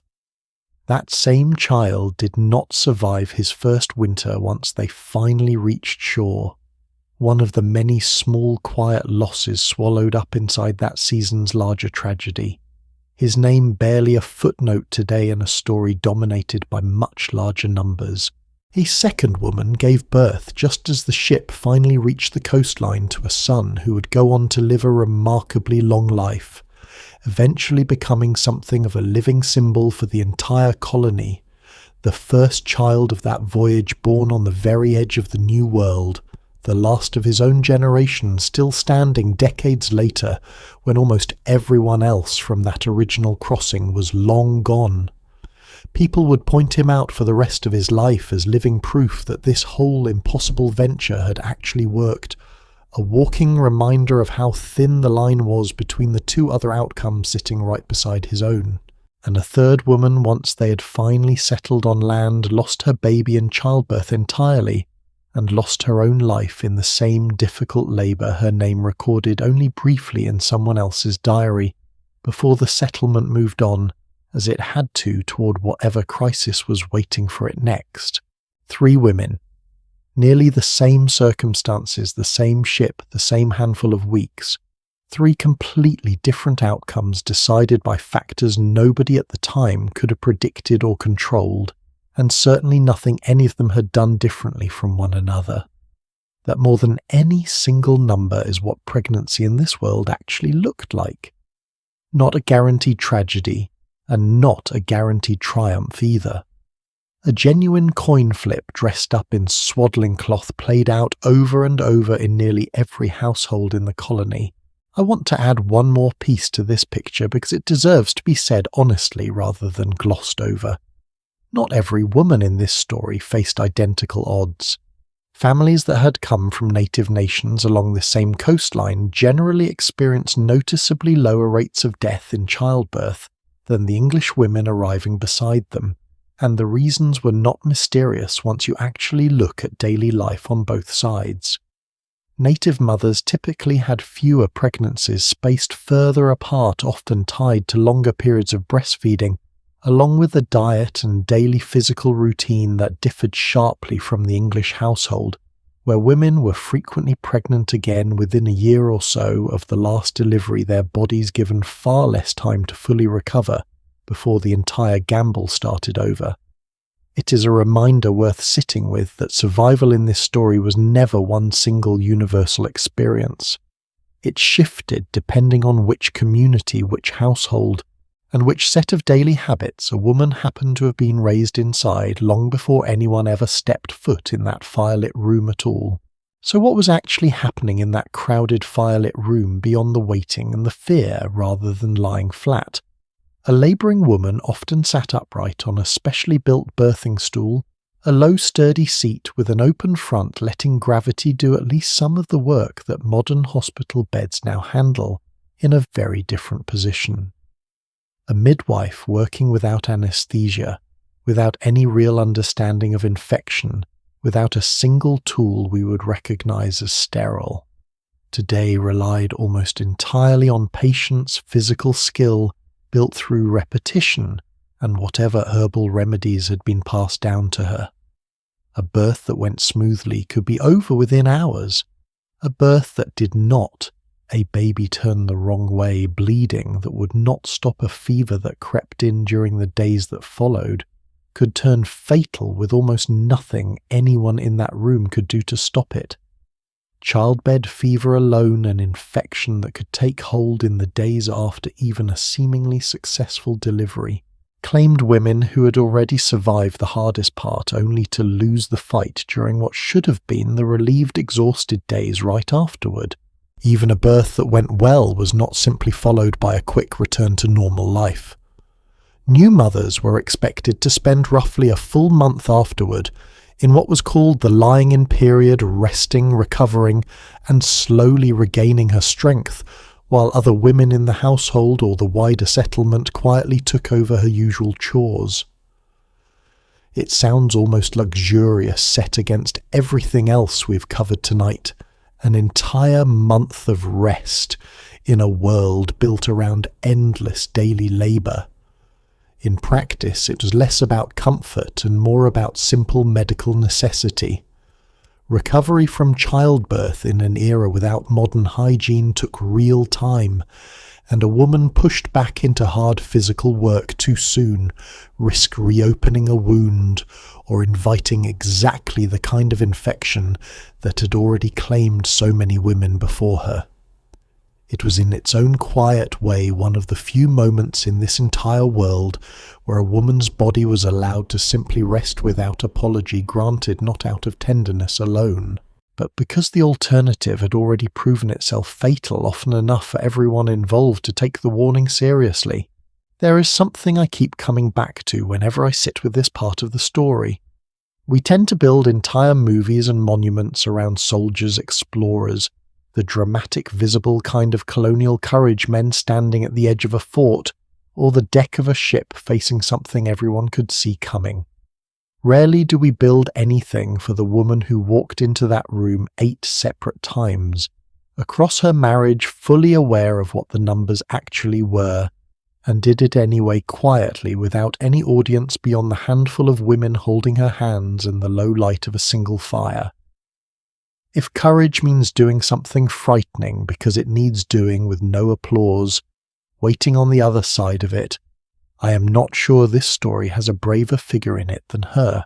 And here is a small thought worth carrying with you as you drift towards sleep tonight. Somewhere in your own family tree, no matter how many generations back you would need to count, there is very likely a woman who walked into a room exactly like this one, uncertain whether she would walk back out, and did it anyway, so that eventually, centuries later, you would exist at all. That is not a small thing to sit with quietly in the dark, for the babies who did make it through that room alive, and thankfully most of them did an entirely different set of challenges, was only just beginning. Because surviving your own birth in this world was only step one. What came next, growing up inside a household that expected real physical work from you almost as soon as you could walk, is a story worth its own honest telling.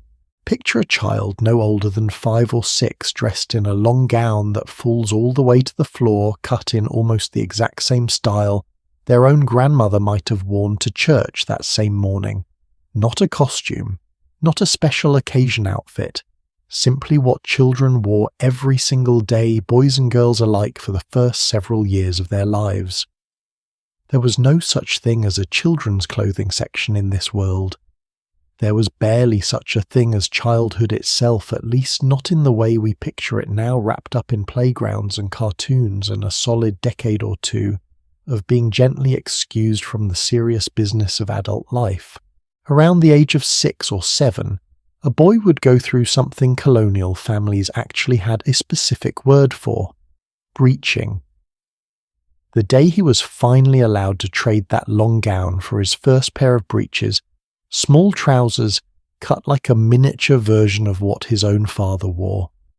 It was treated as a genuine milestone, sometimes even marked with a small family gathering, because it meant something real was beginning. That gown had marked him as an infant, still mostly the responsibility of his mother. Those new breeches marked the end of that. From that day forward, he increasingly belonged to the world of work, expected to start pulling actual weight around the household almost immediately. There is something almost tender buried inside that custom if you look at it the right way. A gown was practical for a toddler still being toilet trained and carried on a hip half the day. Trousers were practical for a boy about to spend his days climbing, chopping and hauling. The clothing itself quietly tracked exactly how much the world now expected of him, stitch by stitch, long before he was ever consulted about whether he felt ready for any of it. And that transition was not some gentle symbolic gesture either. It was entirely literal. Somewhere around this same age, 6 or 7 years old, children in these families were expected to become truly useful members of the household economy, not simply small people being cared for until they grew up enough to matter. Girls that age were already learning to card wool, to spin thread, to help with the endless daily work of preparing food, and tending a garden, skills that would only grow heavier and more constant as the years passed until a 14 or 15-year-old daughter might be running an entire kitchen almost single-handedly during her mother's illness or another pregnancy. Boys were fetching water, hauling wood, learning to handle animals, often apprenticed out to learn a specific trade, well before they reached what we would now consider double digits, sometimes leaving their own family's household entirely to live and train under a blacksmith, a cooper, or a tanner in another town altogether. A modern 6-year-old is generally still working out how tying their own shoes fits into a busy schedule of playtime. A colonial 6-year-old was contributing labour that the entire household's survival truly depended on, and by 10 or 11 that same child might already be considered a fully reliable pair of hands, rather than simply an extra mouth to feed. Doesn't that reframe how you picture a colonial family sitting around the fire in the evening? Less a scene of parents watching over carefree children, and more like an entire small business, every single member, no matter how young, expected to be pulling their own weight. Formal education, where it existed at all, looked almost nothing like what we would recognise today, and it varied enormously depending on where exactly a family happened to settle. The most common early teaching tool was something called a hornbook, and it was about as simple as learning materials ever got. A small wooden paddle roughly the size of a hand mirror with a single sheet of paper, pasted onto it, printed with the alphabet a few basic syllables, and usually the Lord's Prayer. A thin, transparent sheet cut from an actual animal's horn was stretched over the top to protect the paper underneath from small sticky fingers and the general wear of daily handling.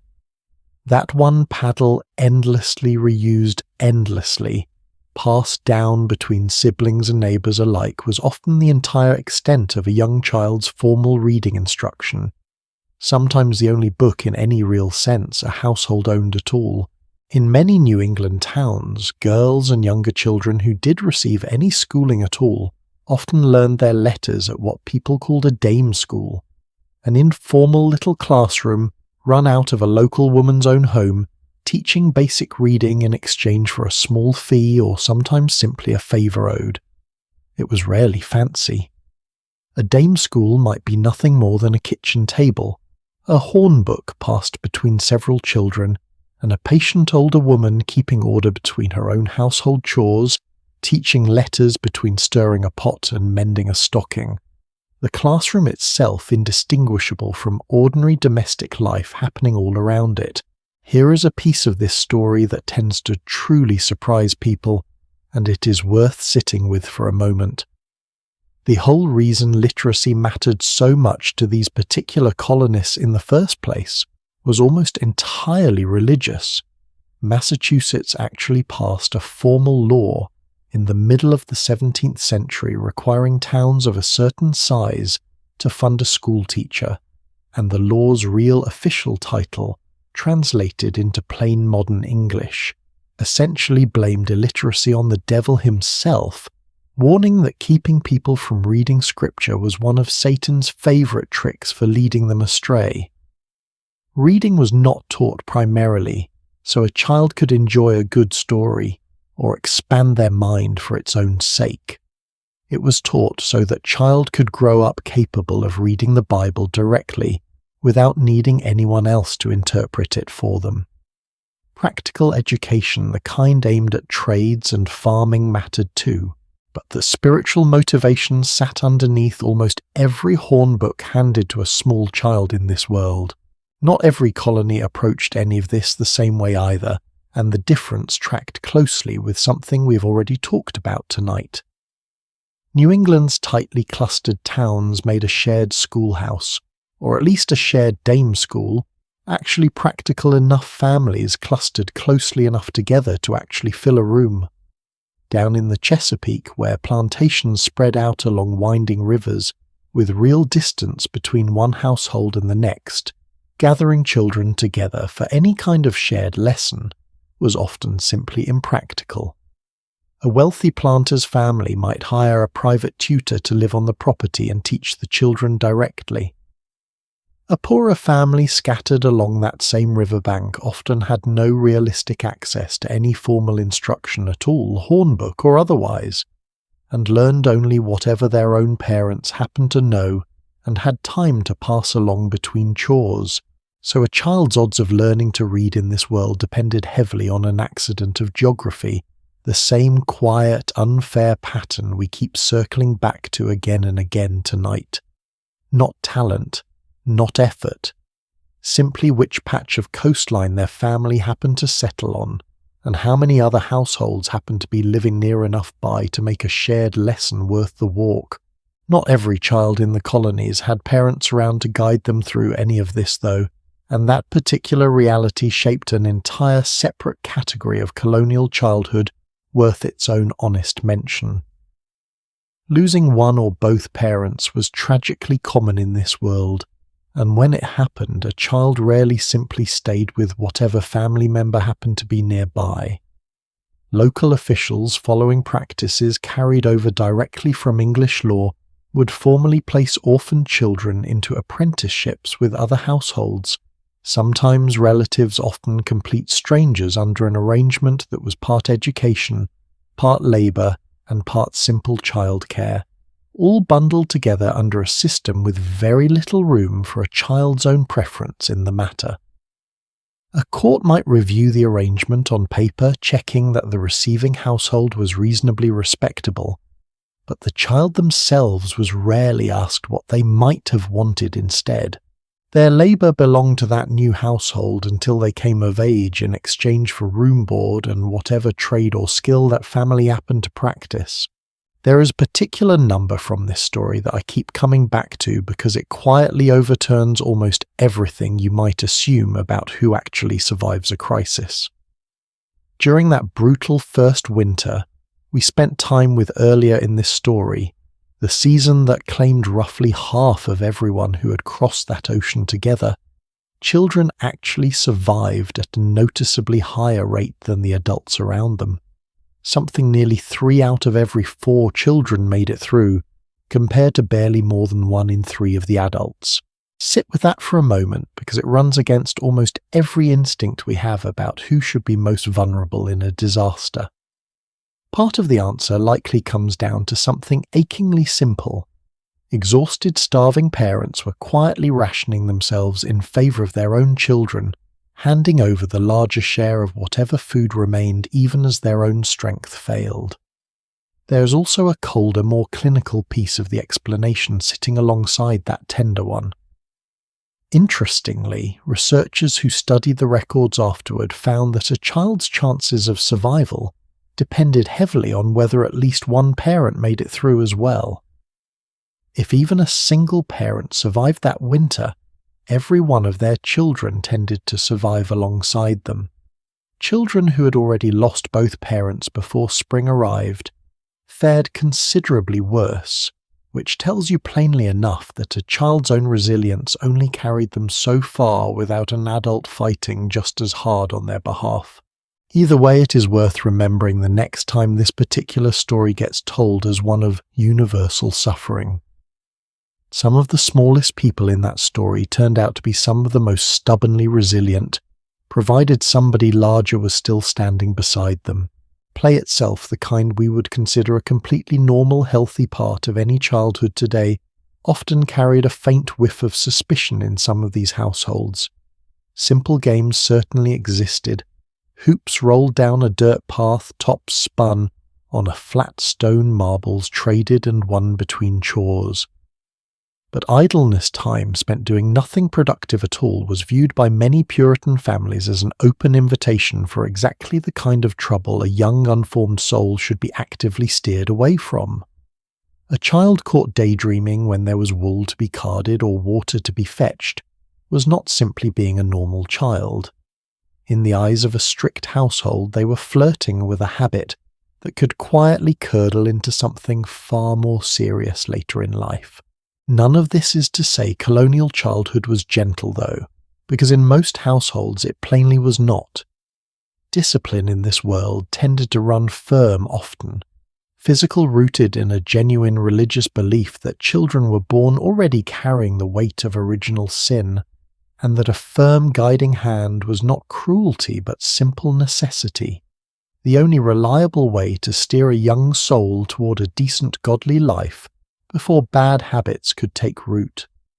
A switch across the hand for talking back extra chores, for laziness, long stretches of enforced quiet during Sunday worship that would test the patience of any modern parent's sermons, sometimes running 2 or 3 hours with children expected to sit motionless through every single second of it. It came from a place most of these parents would have called love, even if it rarely looked much like the version of a love we would recognize or accept today. I think it is worth holding two things at once here without collapsing one into the other. These were not neglectful parents by the standards of their own time. Many of them were doing everything they knew how to do with the tools and beliefs available to them to raise children capable of surviving a world that offered painfully little room for softness.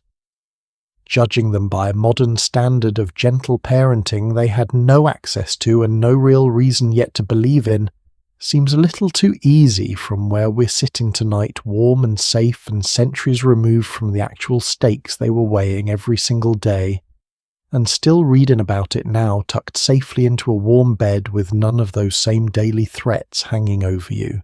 It is fair to feel a quiet ache for the 6-year-old handed a spinning wheel or an axe instead of a single, unstructured afternoon simply to be young, because childhood, the kind built around play exploration, and a slow protected runway into adulthood, is a remarkably modern invention more recent than almost anything else we've talked about together tonight. For most of human history, and certainly for the children living through everything we have covered so far growing up, looked less like a gentle unfolding and more like being handed real responsibility the moment your small hands were strong enough to hold it. What would you have made of a childhood like that? I wonder if it was the only version of growing up you had ever known.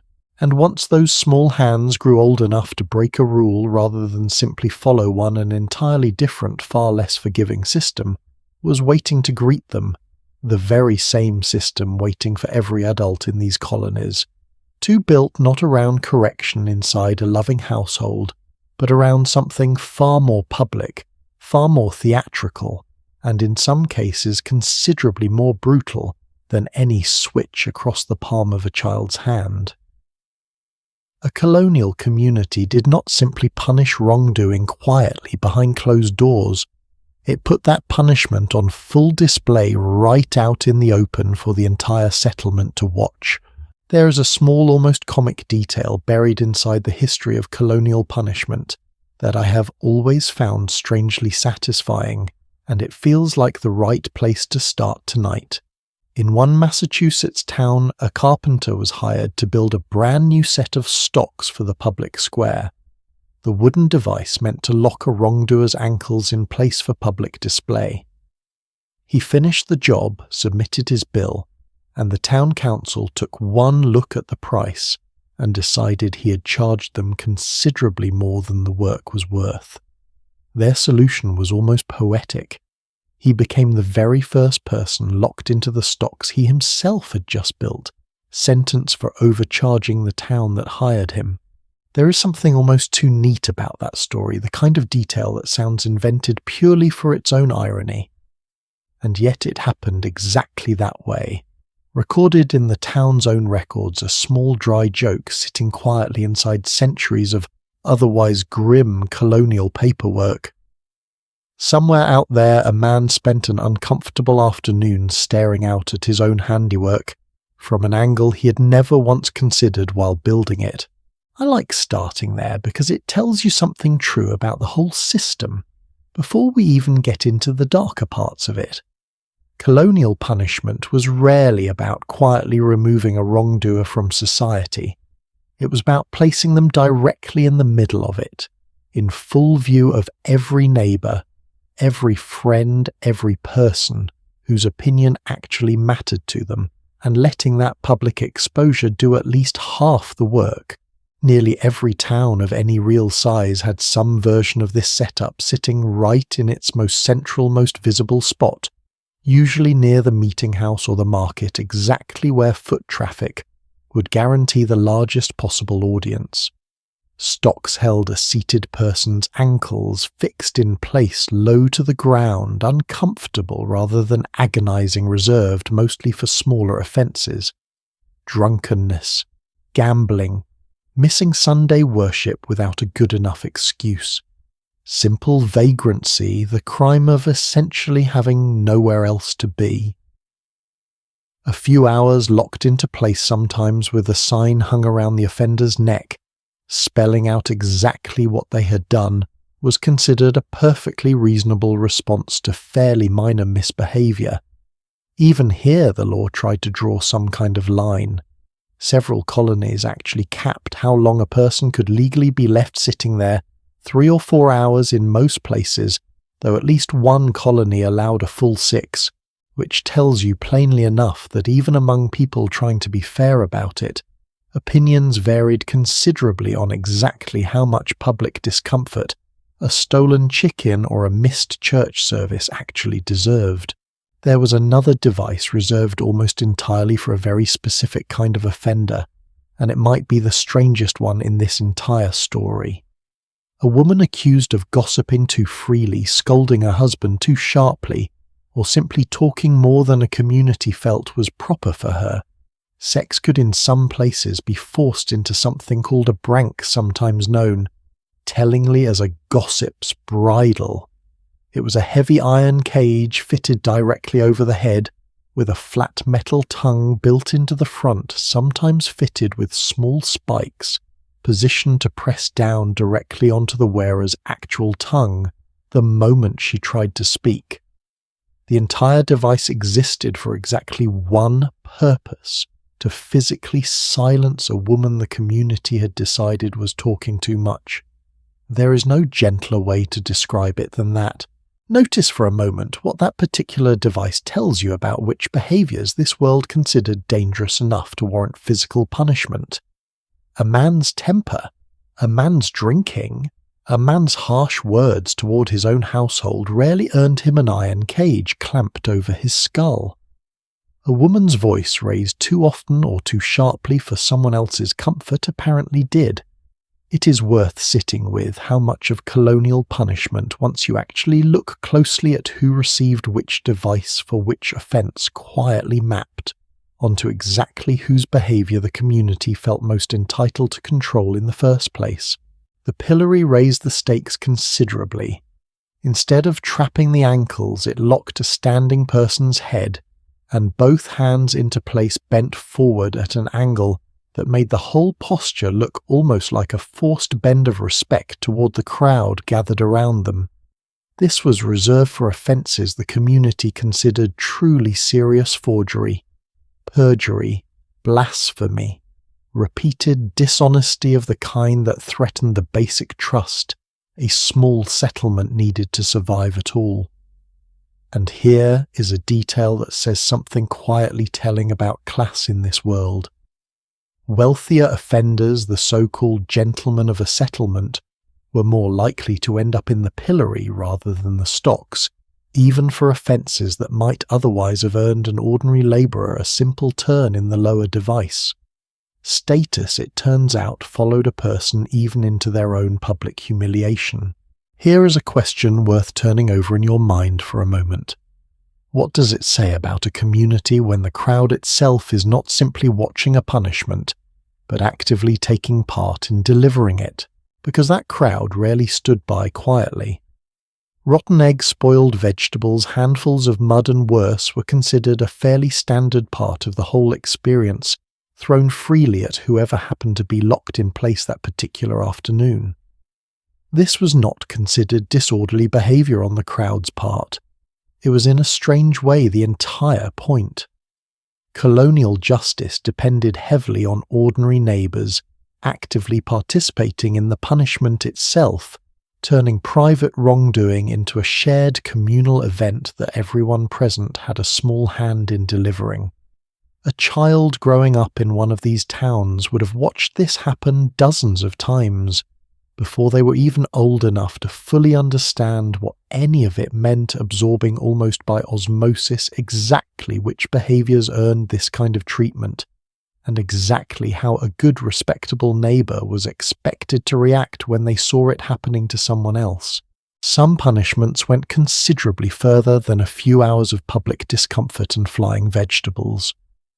There is a documented case from Maryland in the middle of the 17th century involving a man convicted of perjury lying under oath, whose ears were deliberately nailed to the very wood of the pillory itself, 3 separate nails driven through each ear left in place for the full duration of his sentence, before finally being cut free, sometimes leaving the ear itself behind, entirely still fixed to the post long after the prisoner had been released. It is difficult to read that kind of detail without flinching a little, and I think that discomfort is worth sitting with rather than rushing past. This was not some rare sadistic outlier. It was simply one accepted tool sitting alongside branding, whipping, and public shaming in an entire toolkit built around one shared underlying idea that permanent, visible marks on a person's body and reputation were the most effective way to keep an entire fragile little community in line. Think about what that particular punishment was actually designed to accomplish. It was not primarily about causing pain in the moment, though it certainly did that. It was about leaving something behind afterward, a permanently altered ear that every neighbour would notice for the rest of that person's life. A walking, talking reminder to the entire settlement of exactly what happened to someone who lied under oath. The body itself became the record long after any official court document had been filed away and forgotten. Branding worked on that same basic logic, just burned rather than nailed. A thief might be branded with a small letter directly into the skin of a hand or a cheek, a mark that would follow them for the rest of their life, visible to every stranger they ever met afterward, a permanent public record of a single mistake that no amount of later good behaviour could ever fully erase.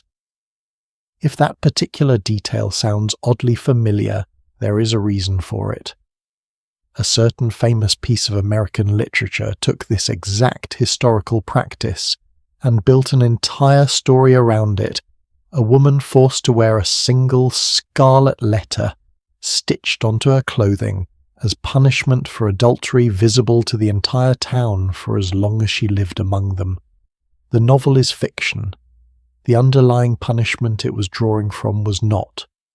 Real court records from this period describe offenders required to wear a specific letter sewn plainly onto their outer clothing for months or sometimes years at a stretch, a walking public notice that everyone in town would recognize on sight long before the fictional version of that same story ever existed.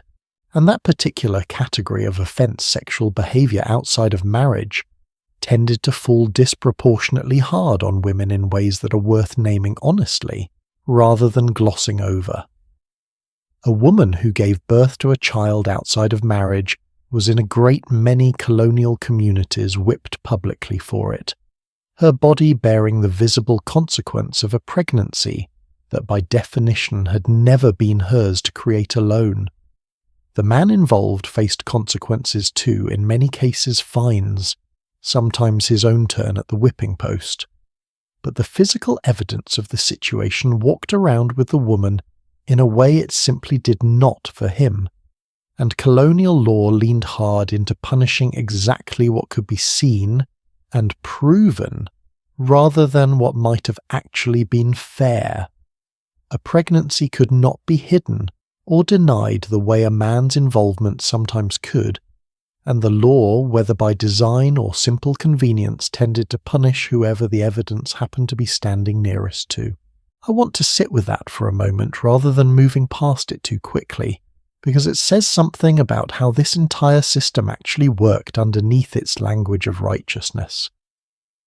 It was rarely as even-handed as the sermons preached about it like to suggest. A community that spoke constantly about shared moral responsibility somehow still managed case after case to let one half of nearly every equation walk away considerably lighter than the other. Even executions in this world carried this same theatrical communal weight, rather than happening quietly out of public view. A condemned prisoner walking toward the gallows was typically expected to deliver some form of public confession, first admitting their guilt, warning the assembled crowd against following the same path, sometimes reciting a prayer, everyone present could witness and judge for themselves. Ministers frequently used the occasion to preach an entire sermon to the gathered crowd, drawing whatever moral lesson they could from the condemned person's life and mistakes, turning a single execution into an afternoon of shared religious instruction for hundreds of onlookers at once. It served two purposes at once, offering the condemned person one final chance at spiritual redemption in the eyes of their community, while also turning the entire execution into a kind of moral lesson, performed in person for whoever had gathered to watch. Justice here was never meant to be private. It was meant to be witnessed, discussed afterward over dinner tables and church pews, held up as proof that wrongdoing in this particular little world never went quietly unanswered. Families would travel considerable distances for a well-known execution, treating the day almost the way a modern town might treat a fair or a festival vendors, sometimes selling food and printed accounts of the crime to the assembled crowd. It sits uncomfortably alongside the solemn religious language colonial authorities used to justify the whole practice, and I think that discomfort is worth naming rather than smoothing over. A hanging was simultaneously a solemn moral lesson, and for a great many of the people standing in that crowd, something bordering on entertainment, and both of those things were true at exactly the same time. Here is the honest, complicated truth sitting underneath everything we have talked about tonight. This system was not entirely arbitrary. There were actual rules, actual limits written into colonial law, some colonies capping how many hours a person could legally spend locked in the stock's formal courts that at least went through the motions of hearing evidence before handing down a sentence. It was not simple mob violence dressed up in fancier clothing, and yet the line separating organised colonial justice from something nearer to sanctioned public cruelty was often thinner than anyone involved probably wanted to admit, especially once you consider how much of the actual punishment depended on a crowd's willingness to throw whatever was within reach at another human being locked in place, unable to defend themselves or even look away. Have you ever wondered how differently we might behave today if every mistake we made was punished this publicly, this permanently, in full view of literally everyone who knew us? It is worth sitting with quietly before you drift off tonight. How much of what kept this fragile little society in line was not the law itself, but the simple, powerful fear of being watched? We like to imagine ourselves as far removed from that world now, and in most practical ways we certainly are. But there is something worth noticing in how quickly a modern crowd can still gather around someone's public mistake, how eagerly certain corners of the internet will still pile on a single misstep, the way a colonial crowd once piled rotten vegetables onto a man locked in a pillory. The wood and iron are gone. The underlying impulse, it turns out, proved a good deal harder to leave behind in the past where it belongs, because as unsettling as all of that is, it is nothing compared to what happens when an entire community stops aiming that same public machinery at drunkards and gossips and liars, and instead turns it almost overnight toward the people they had trusted and lived beside for years. Neighbours who had shared meals with them, prayed beside them, every single Sunday helped raise their children and bury their dead, now suddenly accused with total sincerity of secretly serving the devil himself. It started as so many disasters in this story seem to, with something small enough to miss entirely if you were not paying careful attention. Two girls, ages 9 and 11, living inside the same crowded parsonage in a farming community outside Boston, began behaving strangely one winter, screaming for no visible reason, twisting their bodies into positions that looked painful to even watch, complaining of invisible pinching, invisible biting sensations nobody standing nearby could see any actual cause for. Their names were Betty and Abigail Cousins, living under the same roof, the daughter and niece of the town's own minister, which meant whatever was happening to them was not simply a private family matter. It was happening inside the household of the man responsible for the entire community's spiritual well-being, and that detail alone guaranteed the whole town would be watching closely. Within a matter of weeks, their strange behaviour would set off one of the most infamous chapters in this entire story, one that still shapes how the whole world pictures colonial New England centuries later. A local physician was called in to examine them, and after running out of ordinary medical explanations, he offered a diagnosis that in this particular time and place carried enormous weight. Bewitchment, not illness, not the ordinary strangeness of childhood. Something deliberately maliciously placed upon these two girls by another human being who'd made a private bargain with the devil himself. Here is a pattern worth noticing immediately because it repeats itself again and again throughout this entire story, and it tells you something important about how accusations like this actually spread. The first three women named as the source of this bewitchment were about as far from powerful as anyone in that community could possibly be. One was an enslaved woman named Tituba, owned by the girl's own family with essentially no social standing to defend herself with at all. Another was a homeless beggar named Sarah, known locally for asking door to door for food, and shelter resented by more than a few of her neighbours long before any of this began. The third was an elderly widow who had scandalised the town years earlier simply by remarrying a man of lower social standing than her first husband. None of these three women held any real power. None of them had many friends willing to publicly vouch for their character. Fear, it turns out, tends to land first and hardest on exactly the people a community has already quietly decided it can afford to lose. None of the three fit neatly into the role a respectable Puritan woman was expected to occupy, and I do not think that is a coincidence. An enslaved woman with no legal voice of her own, a beggar dependent entirely on the charity of neighbours who could just as easily withdraw it. A widow who had already broken one unspoken social rule by marrying beneath her supposed station. Each of them in their own way already existed slightly outside the community's protection before a single accusation was ever made, and that made them tragically the safest possible targets for a fear that needed somewhere to land. Doesn't that pattern feel uncomfortably familiar even now when something frightening and unexplainable happens? Who tends to get blamed first? The powerful, well-connected members of a community, or the ones nobody feels obligated to protect? What happened next is the detail that actually turned a small local scare into something that would eventually consume the entire region. Under questioning, Tituba did something none of the magistrates expected. She confessed. Not simply admitted guilt in some vague, resigned way, but described an entire vivid world of supernatural detail.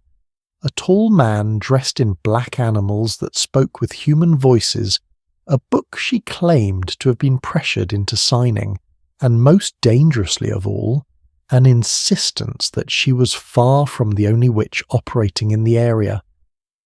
Whether that confession came from genuine belief, sheer terror, or a calculated bet that admitting guilt might spare her life, while denial would only invite worse treatment, we will likely never know for certain.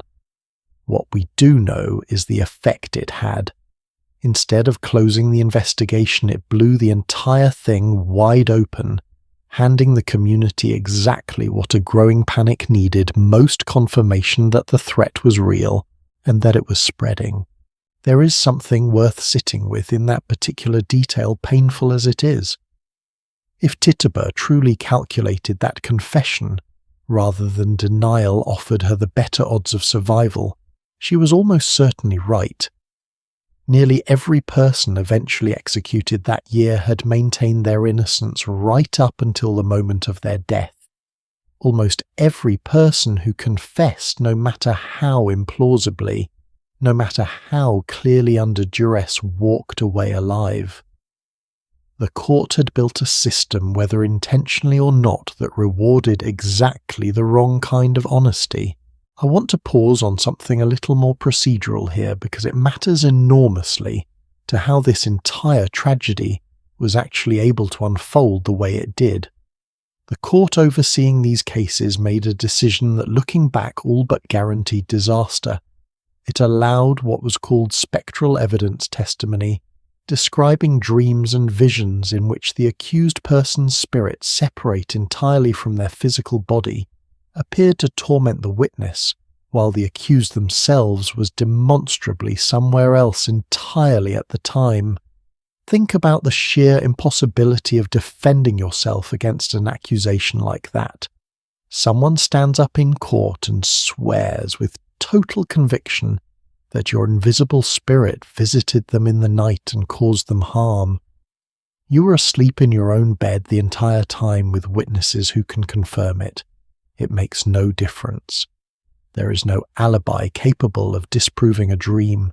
Even a handful of respected ministers at the time recognized how dangerous this particular legal shortcut actually was, warning publicly that the devil himself might easily borrow the shape of an entirely innocent person, specifically to frame them, meaning spectral evidence proved nothing at all about actual guilt. Their warnings went largely unheeded until it was already far too late for the people who'd been hanged in the meantime. Have you ever tried arguing against something that was never based on evidence to begin with? There is a particular kind of helplessness in that, and an entire community spent months trapped inside exactly that impossible position. None of this happened inside a vacuum either, and understanding why this particular town at this particular moment proved so ready to believe the worst about its own neighbours requires looking a little wider than the courtroom itself. This community had recently survived a smallpox outbreak. Fear of attacks along the frontier from both native nations and French forces to the north sat constantly in the back of everyone's mind. The colony's official charter, its basic legal right to govern itself, had been thrown into uncertainty by changes back in England, leaving an entire region truly unsure who was even legally in charge of them at any given moment. And underneath all of that larger anxiety sat something smaller and pettier, a long-running rivalry between families on opposite sides of a local land dispute, old grudges about property lines and church privileges that had been quietly simmering for years before a single accusation of witchcraft was ever spoken aloud. Fear rarely needs a single cause.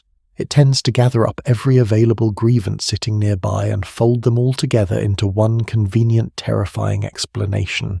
By the time the formal trials began that summer, the accusations had spread far beyond 3 vulnerable women, into dozens, eventually more than 150 people jailed, awaiting judgment, and by the end of it all, more than 200 formally accused across the wider region.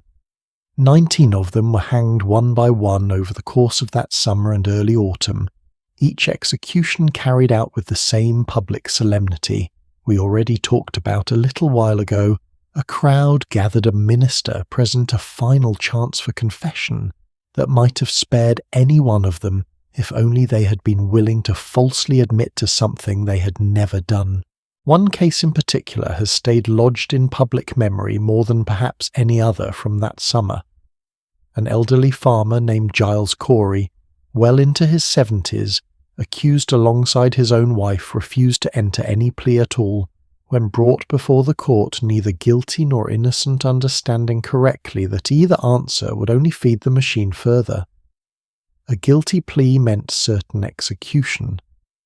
A not guilty plea still meant a trial stacked entirely against him, using the same spectral evidence that had already condemned so many others.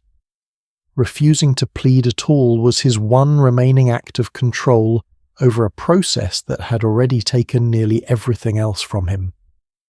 Under the legal custom of that time, a prisoner who refused to plead could be subjected to a particular form of pressure, quite literally heavy stones piled onto his chest, in an attempt to force a response. He endured it for 2 full days without ever entering a plea, and died beneath that weight, rather than give the court the satisfaction of a confession it could use against others, or the validation of a guilty verdict it had no honest evidence to support. Whatever else you take from this story, it is worth remembering that even inside a system this frightened and this unjust, there were still people willing to refuse it, something even at the cost of their own life. Modern researchers have offered a number of theories trying to explain what might have actually caused those original symptoms in Betty and Abigail beyond simple childhood mischief or genuine religious terror. One theory that gets mentioned often involves a fungus that can grow on stored rye grain, capable of producing hallucinations, muscle spasms, and a crawling sensation on the skin eerily similar to what these girls described experiencing. Damp storage conditions after a wet harvest could allow this particular fungus to flourish, undetected, quietly working its way into the very bread a family baked and ate together every single day. It is a compelling idea, and worth knowing about, though serious historians remain divided on how much weight it can actually bear. Grain contamination alone cannot fully explain a crisis that unfolded over many months, spread across so many different households, and expressed itself through such a wide range of behaviours in so many different people, some of whom likely never touched the same grain supply at all. The truth is probably not one single tidy cause, but the same tangle of fear, rivalry, and genuine religious conviction we already talked about a moment ago with biology, perhaps adding one more unpredictable ingredient into an already volatile mix. By autumn, doubt had finally begun creeping into the very court that had been driving the panic forward all summer. Spectral evidence was quietly abandoned. New trials slowed, then stopped almost entirely. Years later, one of the judges who had presided over the original trial stood up in his own church and publicly asked forgiveness for his role in what had happened, reading his confession aloud in front of the entire congregation, one of the only participants in this entire tragedy willing to publicly own his part in it while he was still alive to face the consequences. The colony eventually offered financial restitution to surviving family members, a formal acknowledgement late as it was that something had gone badly wrong. And remarkably, it would take more than 300 years well into our own lifetimes before the very last convicted name from that summer was finally formally cleared not by the original court's own descendants working through old records out of historical curiosity, but by a class of school students who simply refused to let one final forgotten name stay buried in an unresolved verdict. What would it have taken, do you think, for you to have stood up and said something different if you had been sitting in that courtroom yourself, watching neighbour after neighbour condemned on evidence you could feel, even then was not quite solid ground to stand on? I think what unsettles me most about this particular story is not the cruelty of it, though there was plenty of that to go around. It is how ordinary, how reasonable every single step along the way must have felt to the people actually living through it. Nobody woke up one morning and decided to become a monster. Frightened neighbours, real physical symptoms, nobody could explain a legal system trying its genuine best within a framework that had already failed everyone the moment it accepted a dream as evidence. Given the right mixture of fear, uncertainty, and a community desperate for anyone to blame, this story suggests something quietly uncomfortable about human nature in general, that the line between an ordinary God-fearing town and a town capable of hanging 19 of its own neighbours might be a good deal thinner and a good deal easier to cross than most of us would ever want to believe about ourselves. It rarely announces itself as cruelty while it is actually happening either. That may be the most unsettling part of all. Every single person who signed a warrant testified against a neighbour, or piled stones onto Giles Corey's chest, almost certainly believed in that exact moment that they were protecting their families and doing God's own difficult work. Certainty, it turns out, is not the same thing as being right, and this particular summer in New England stands as one of history's clearest reminders of exactly how far that gap can stretch before anyone involved is willing to admit it. But not every mystery from this era ends with a courtroom record and a list of names we can still read today. Some of them simply end in silence, an entire settlement vanishing so completely that historians are still centuries later arguing over what actually happened to them.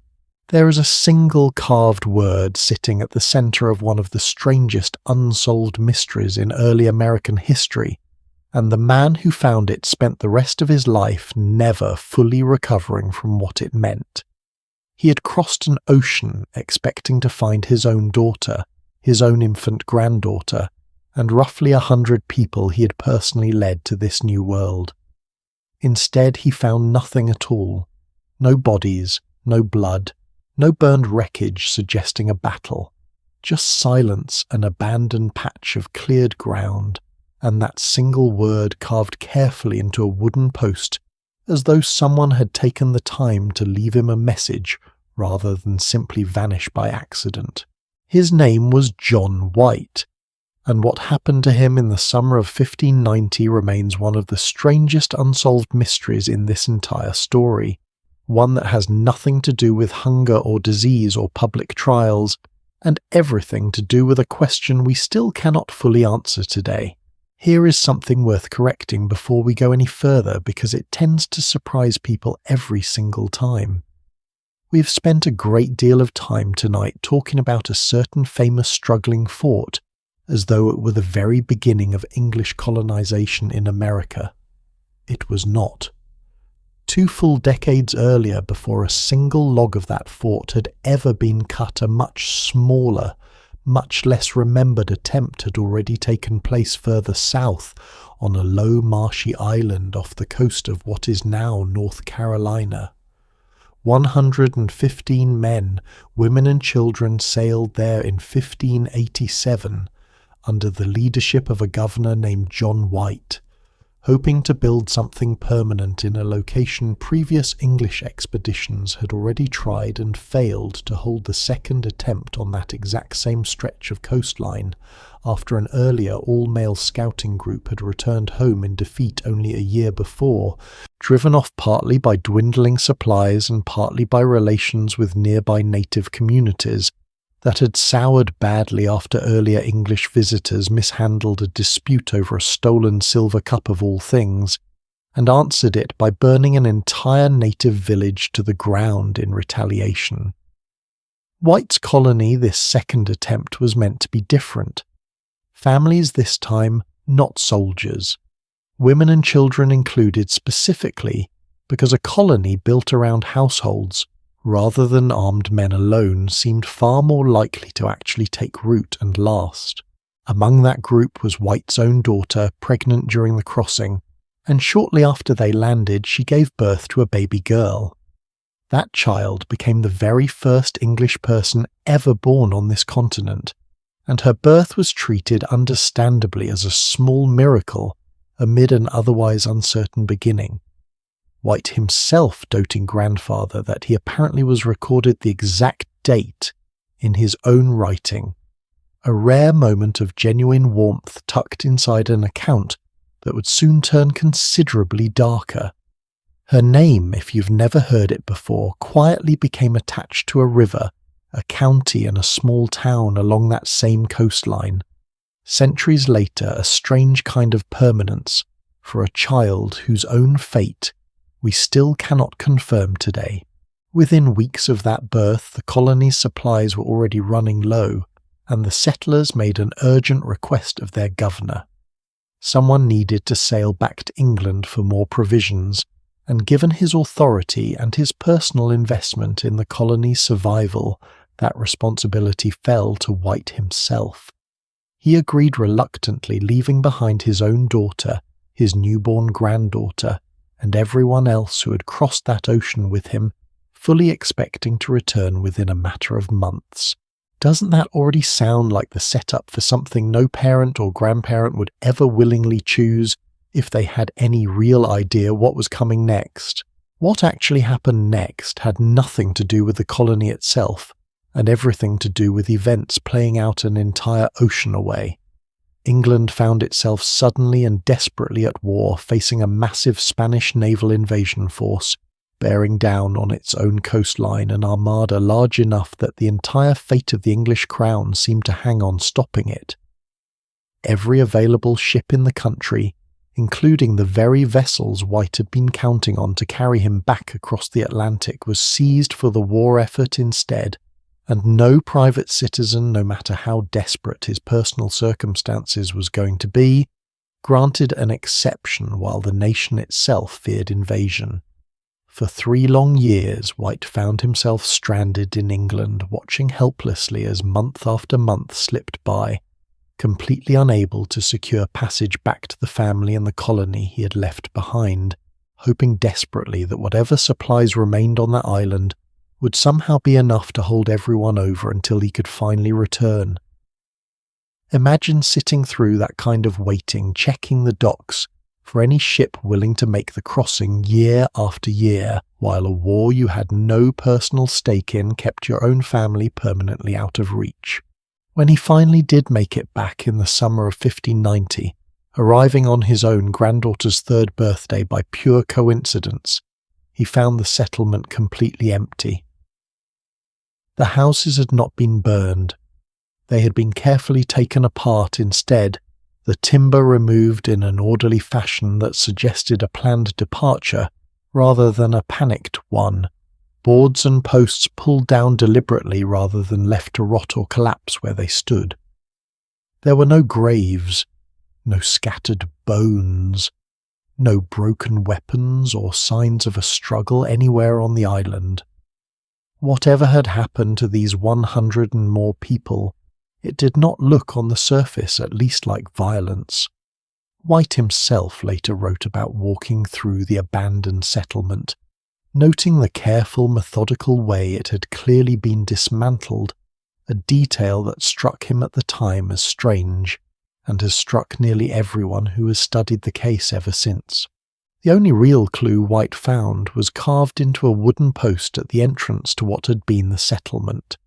One word, Croatoan, the name of a nearby island, and the native community who lived there, a group White himself had actually met and befriended years earlier during an initial scouting expedition on truly friendly terms, unlike the tension that had soured relations with several other nearby communities.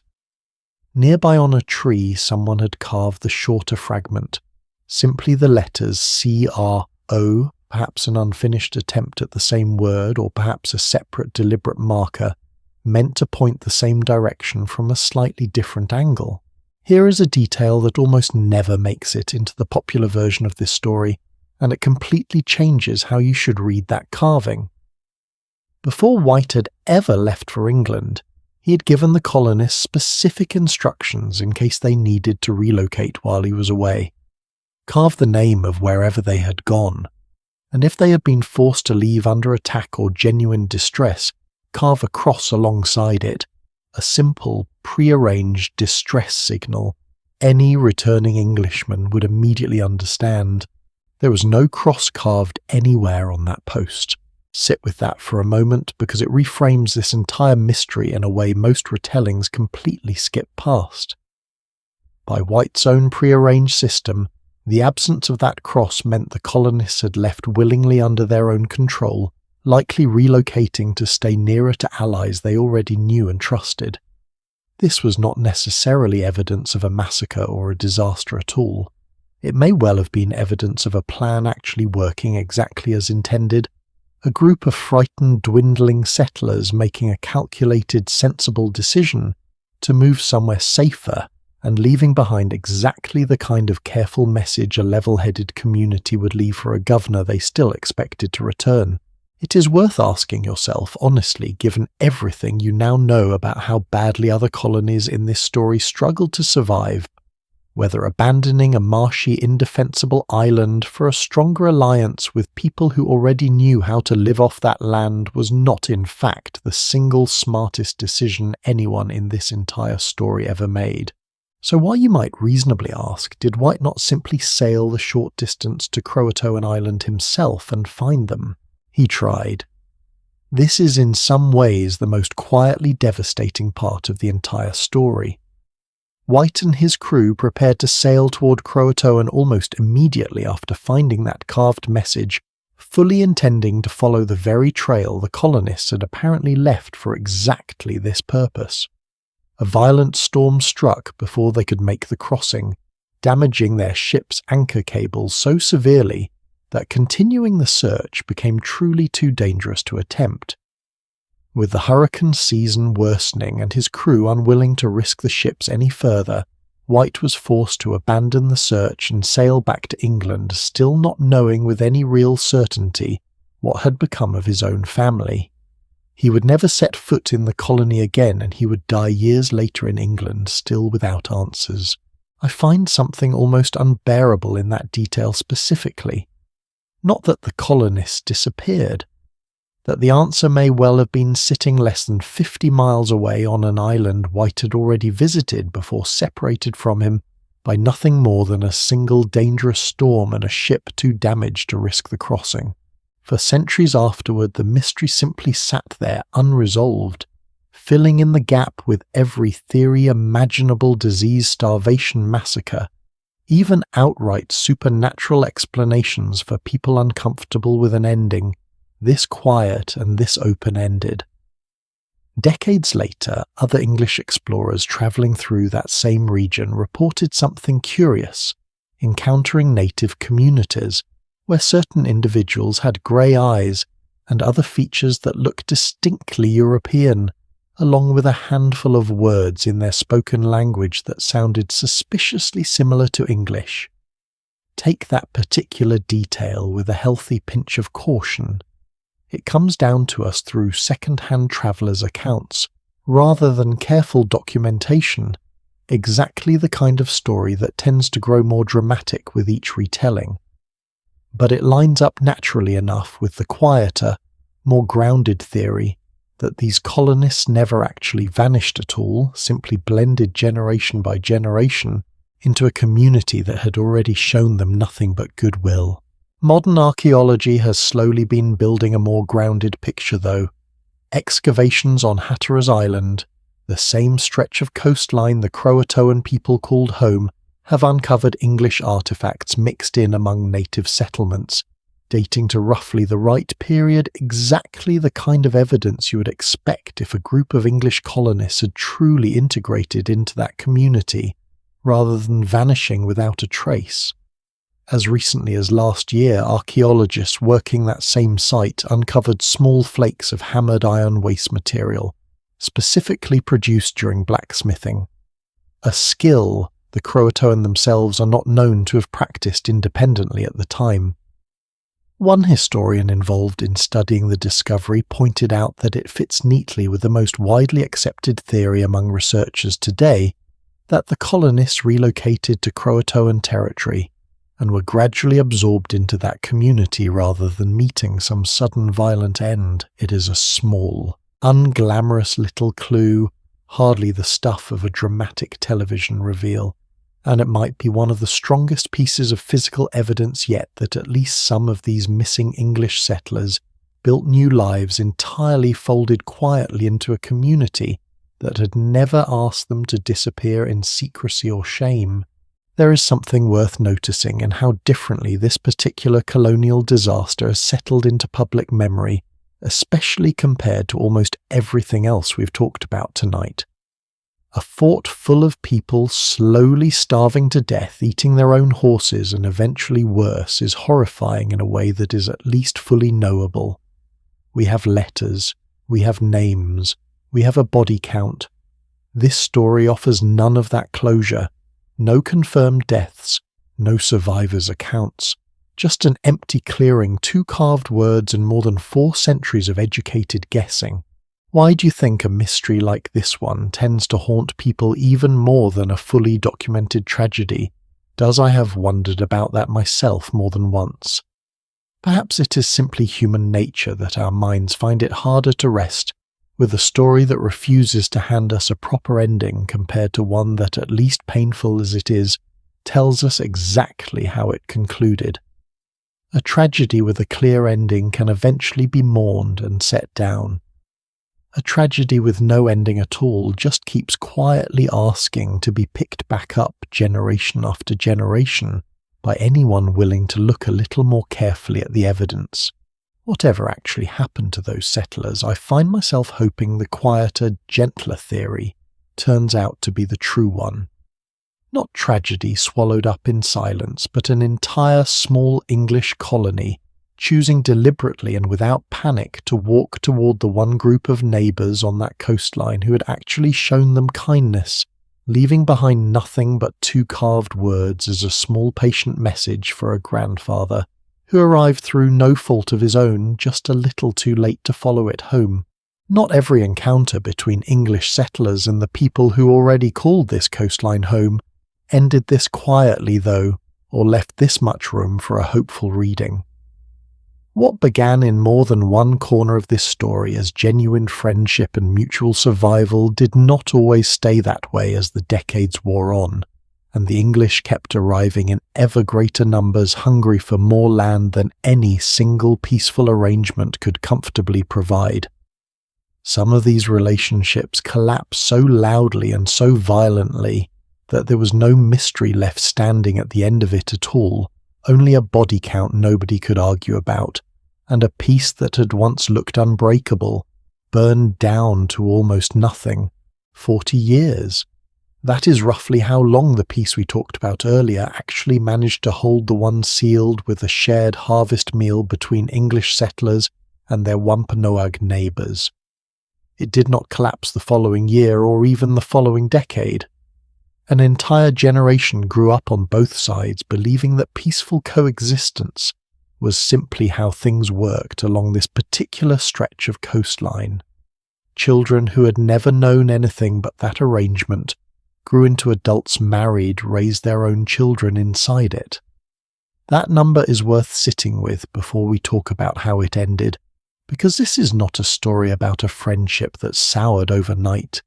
It is a story about something that actually worked for a truly long time before it did not, which somehow makes what eventually happened even harder to sit with than if the whole thing had simply fallen apart within the first few uneasy years. The man responsible for holding that piece together for so long was Massasoit, the same Wampanoag leader who had once helped a starving, desperate group of English settlers survive their first brutal year in this new world. He kept that agreement faithfully for the rest of his own life, honouring it through decades of steadily increasing English arrivals, steadily expanding English farms, and steadily shrinking Wampanoag land, absorbing pressure after pressure without ever breaking the original promise he had made.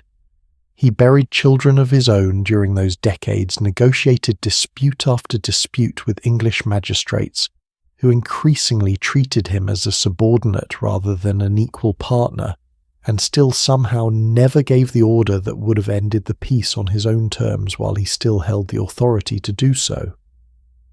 When he finally died sometime in the early 1660s, leadership passed to his own son, a young man who had at some point taken on an English name of his own, Philip. There is something almost unbearably ironic sitting inside that detail if you think about it for a moment. A man who would go on to lead the single bloodiest conflict this region had ever seen against English settlers had at some earlier point in his life apparently felt enough goodwill toward those same settlers to adopt one of their own names as his own. By the time Philip inherited his father's position, the relationship he inherited alongside it had already been quietly fraying for years. Long before he personally had much say in the matter, English colonists kept arriving in greater numbers every single season, and every single one of them needed land that had belonged to Wampanoag families for generations before any of these newcomers had ever crossed that ocean. Colonial courts increasingly involved themselves in disputes between native communities, treating Wampanoag leaders less like equal partners in an old alliance, and more like subjects who owed obedience to English law. Land sales that Wampanoag leaders had agreed to under one set of terms were sometimes quietly reinterpreted afterward to cover far more territory than anyone on the Wampanoag side had originally understood themselves to be signing away. Philip inherited his father's peace treaty. He did not inherit his father's position of relative strength within it, and every year that passed seemed to narrow his options a little further, whether he wanted them narrowed or not. Doesn't it make you wonder how many long-standing agreements eventually fail, not because anyone dramatically breaks them all at once, but because the balance underneath them keeps quietly shifting until one side simply cannot bear the weight anymore? The spark that actually lit this particular fire involved a man named John Sassamon, a native Christian convert who had been educated at a college back in Massachusetts and had served at various points as an advisor and translator for Philip himself, a man truly caught between two worlds, in a way few others in this entire story were. When Sassamon was found dead beneath the ice of a frozen pond, in the winter of 1675, suspicion quickly fell on Philip, partly because Sassamon had reportedly warned English authorities that Philip was quietly organising for war. Whether that warning was accurate, exaggerated, or entirely fabricated by someone with their own reasons for wanting Philip blamed, nobody can say with total confidence even now. Plymouth's court put 3 Wampanoag men on trial for the murder, convicted them, and executed them that June. Whether those 3 men were actually guilty remains truly unclear even now. What is clear is that Plymouth's decision to try and execute them at all rather than allowing Wampanoag leadership any real say in how the matter should be handled landed as a final unmistakable insult after decades of smaller ones. Within weeks, Wampanoag warriors attacked an English settlement, and the war that would define this entire region for the next year had officially begun. To understand the sheer scale of what followed it helps to know roughly how many people actually lived across this stretch of New England at the time. Somewhere around 52,000 English colonists spread across roughly 90 separate towns, most of them small, tightly knit communities that had grown used to decades of relative safety.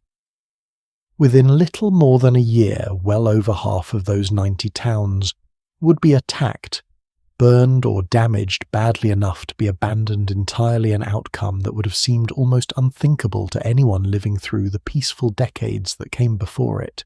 One single event from that war has come to stand in more than almost any other for just how brutal this conflict actually became. Late in the year, English forces made a calculated decision to attack the Narragansett, a powerful nation that had up until that point officially remained neutral in the fighting. Colonial leaders feared the Narragansett might eventually join Philip's side regardless, and decided a preemptive strike was worth the risk of provoking exactly the alliance they claimed to be trying to prevent. Roughly 1,000 English militia alongside allied warriors from rival native nations who had their own long-standing reasons for opposing. The Narragansett marched through a bitter December snowstorm and attacked a major fortified Narragansett settlement hidden deep inside a frozen swamp, a location the Narragansett had likely believed offered real protection from exactly this kind of assault. Contemporary accounts describe the English setting fire to the village itself, burning it with a great many of its own residents still inside, women, children and elderly people among them, who had gathered there specifically because it had been considered one of the safer places in the entire region for a community trying to sit out a war that was not officially theirs. Estimates of Narragansett deaths that single day run as high as 600 people.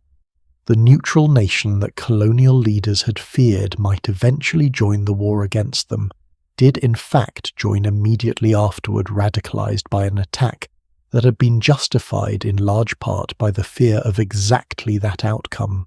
There is a particular kind of tragedy in that detail worth sitting with quietly for a moment. Fear of an alliance that did not yet exist helped create the very alliance everyone claimed to be afraid of in the first place. The English lost roughly 70 of their own men in that same attack, a cost significant enough that some colonial leaders reportedly questioned afterward whether the entire assault had been worth what it achieved. Though the questioning came, as it so often does, only once the damage was already permanent. Not every notable figure from this war was a man, and one story in particular deserves to be told alongside Philip's own. A native woman named Weetamoo held real authority in her own right, as a female sachem leading her own people and her own warriors through much of this same conflict, married at one point to a Narragansett leader, who had himself commanded forces at that same devastating winter battle. She had known English colonists for most of her life, had negotiated with them, traded with them, and watched year after year as that same relationship curdled into something more like occupation than partnership. When the war finally reached her own people directly, she chose to fight rather than surrender, commanding her own warriors alongside Philip's forces through some of the war's hardest fighting. As English forces closed in during the final stretch of the war, Weetamoo attempted to escape across a river on a hastily built raft, rather than surrender to a force she had every reason to expect would show her no mercy. She drowned in the attempt alone without the dignity of even a witnessed death. When her body washed ashore not long afterward, English soldiers removed her head and displayed it publicly in a nearby town, a final deliberate humiliation aimed at a woman who had spent the entire war refusing to simply hand her people over. Her name rarely appears in the shorter, simplified versions of this story, and I think that omission says something worth noticing on its own. History has a habit of remembering the men who led wars and quietly losing track of the women who led them too. By late summer of the following year, Philip himself had been tracked down hiding, with a small remaining group of followers, near the very same land his own father had once ruled from a location colonists called Mount Hope, near enough to Plymouth itself that the irony would have been difficult for anyone at the time to miss. He was killed by a native soldier fighting alongside the English, a man from a rival community who had chosen for his own complicated reasons to side against Philip's cause, a reminder that this war was never simply English against native, but a tangled, complicated web of old rivalries and new alliances cutting across every community involved. What happened to Philip's body afterward is difficult to describe gently, and I am not going to soften it because I think the truth matters here more than comfort does. His body was cut into quarters. His head was removed and carried to Plymouth, the very same town his own father had once saved from starvation, and mounted publicly on a pole at the entrance to the settlement. It remained there on public display for more than 20 years, afterward a grim landmark that generations of Plymouth children would have grown up walking past without a second thought. His wife and young son, only 9 years old, were captured and sold into slavery on a Caribbean island, never to return to the land their family had once governed their fate, barely a footnote compared to the attention paid to Philip's own death. I want to sit with that image for a moment rather than rushing past it, because I think it says something true and uncomfortable about how quickly gratitude can curdle into something else entirely once the original balance of power shifts. 55 years earlier, this same family had kept a starving, desperate group of English strangers alive through their first impossible winter. 55 years later, English soldiers displayed that same family's severed head at the entrance to the very town their kindness had helped save. measured purely against the size of the population involved. Some historians consider this war among the deadliest conflicts in American history, colonial or otherwise. A death rate among English colonists alone, estimated at nearly twice that of the Civil War, and several times higher than either world war when adjusted for how few people actually lived in this region at the time. Native losses were considerably higher, still entire communities killed outright, sold into slavery and scattered across distant colonies, as far away as Bermuda and the Caribbean, or driven from land their families had lived on for countless generations before a single English ship ever appeared on the horizon. Within roughly a decade after the war ended, the native share of New England's total population had fallen by more than half, a demographic collapse that reshaped the entire region for generations to come. Long after the fighting itself had stopped and the fields had grown back over the burned towns on both sides. Here is the question I keep circling back to whenever I sit with this particular story. Was the peace between Massasoit and the Pilgrims ever really equal to begin with, or was it simply a peace built on one side's temporary desperation, destined to unravel the moment that desperation quietly shifted to the other side instead?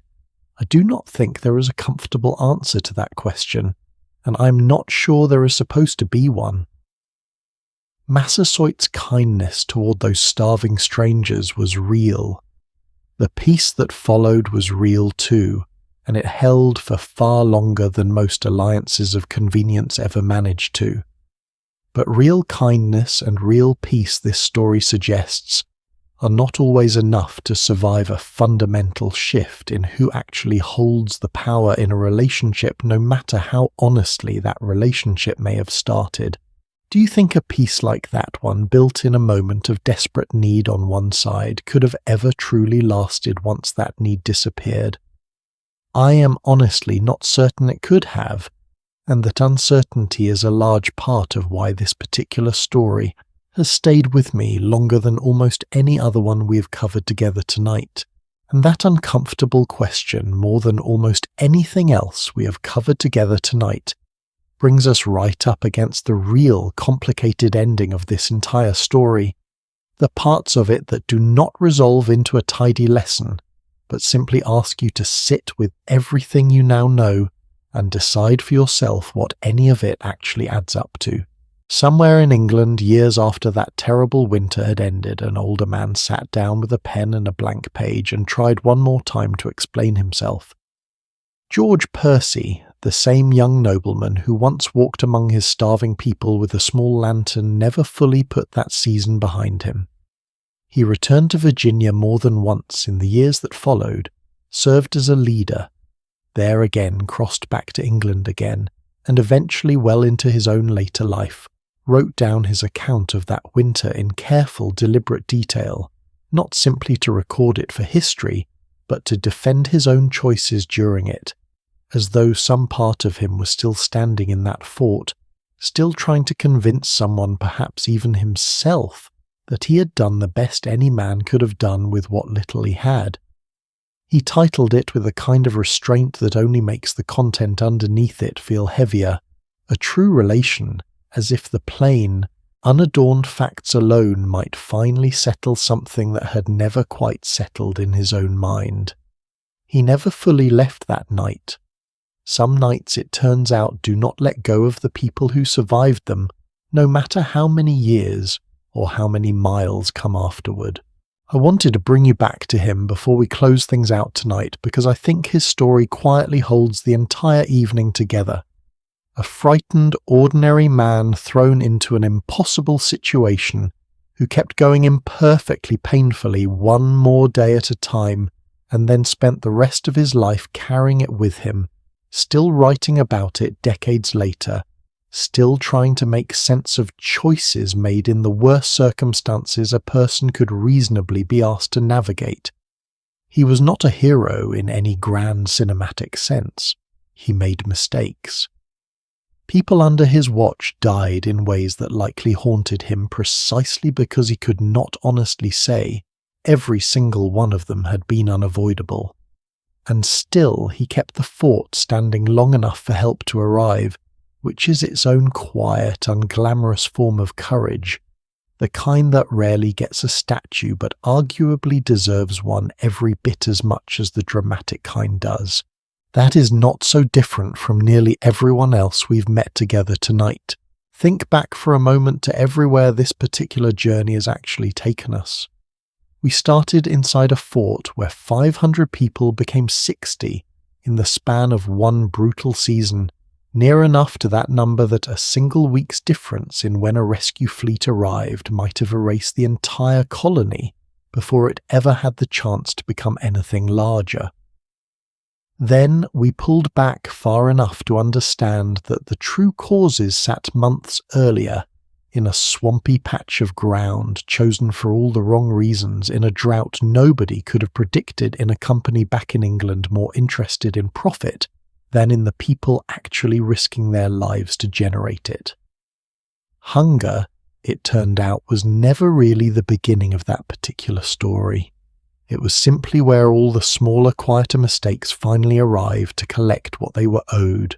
We sat down at a table that offered the same handful of corn-based dishes morning after morning, year after year, and learned that even something as simple as dinner could quietly decide who had the strength to survive the next crisis, and who did not, that an entire diet built around one humble, endlessly reinvented plant was the invisible foundation. Everything else in this story was actually standing on. We watched a desperate 17-year-old sign away years of his own future on a London dock, trading his freedom for nothing more than a chance, and we followed him into a world where nearly half the people who made that same bargain never lived long enough to collect what they had been promised in return, a jagged little cut of paper standing between an entire generation of ordinary people and whatever life they had actually imagined for themselves. We sat inside a fevered body that had no idea it was fighting off an invisible insect nobody in that century had ever thought to blame, and we watched an entire region bury its people at twice the rate of its neighbours, simply because of which patch of coastline their ship happened to land on, a difference measured not in effort or virtue, but in nothing more meaningful than geography and blind luck. We stepped into a small firelit room where an entire community of women gathered around one of their own, offering the only kind of medicine available against odds that for far too many of them never really improved, no matter how much courage anyone in that room happened to bring to it. A quiet, uncelebrated kind of bravery that never once made it into any official history worth the name. We watched children barely old enough to walk get handed real adult-sized responsibility, learned that some of the smallest people in this entire story turned out to be some of the toughest, and sat with the uncomfortable truth that childhood itself, the version most of us grew up taking completely for granted, is a remarkably recent invention in the much longer story of being human. We stood in a crowded town square and watched an entire community take turns delivering punishment.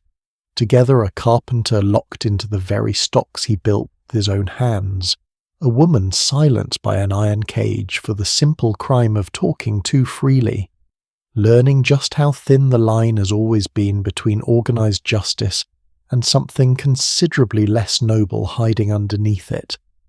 We watched that same instinct, given the right mixture of fear and uncertainty, turn against innocent neighbours, entirely hanging 19 people for a crime that never actually existed in the first place, proving, in the process, just how easily an ordinary well-meaning community can talk itself into something monstrous, while truly believing every step of the way that it is doing the righteous thing.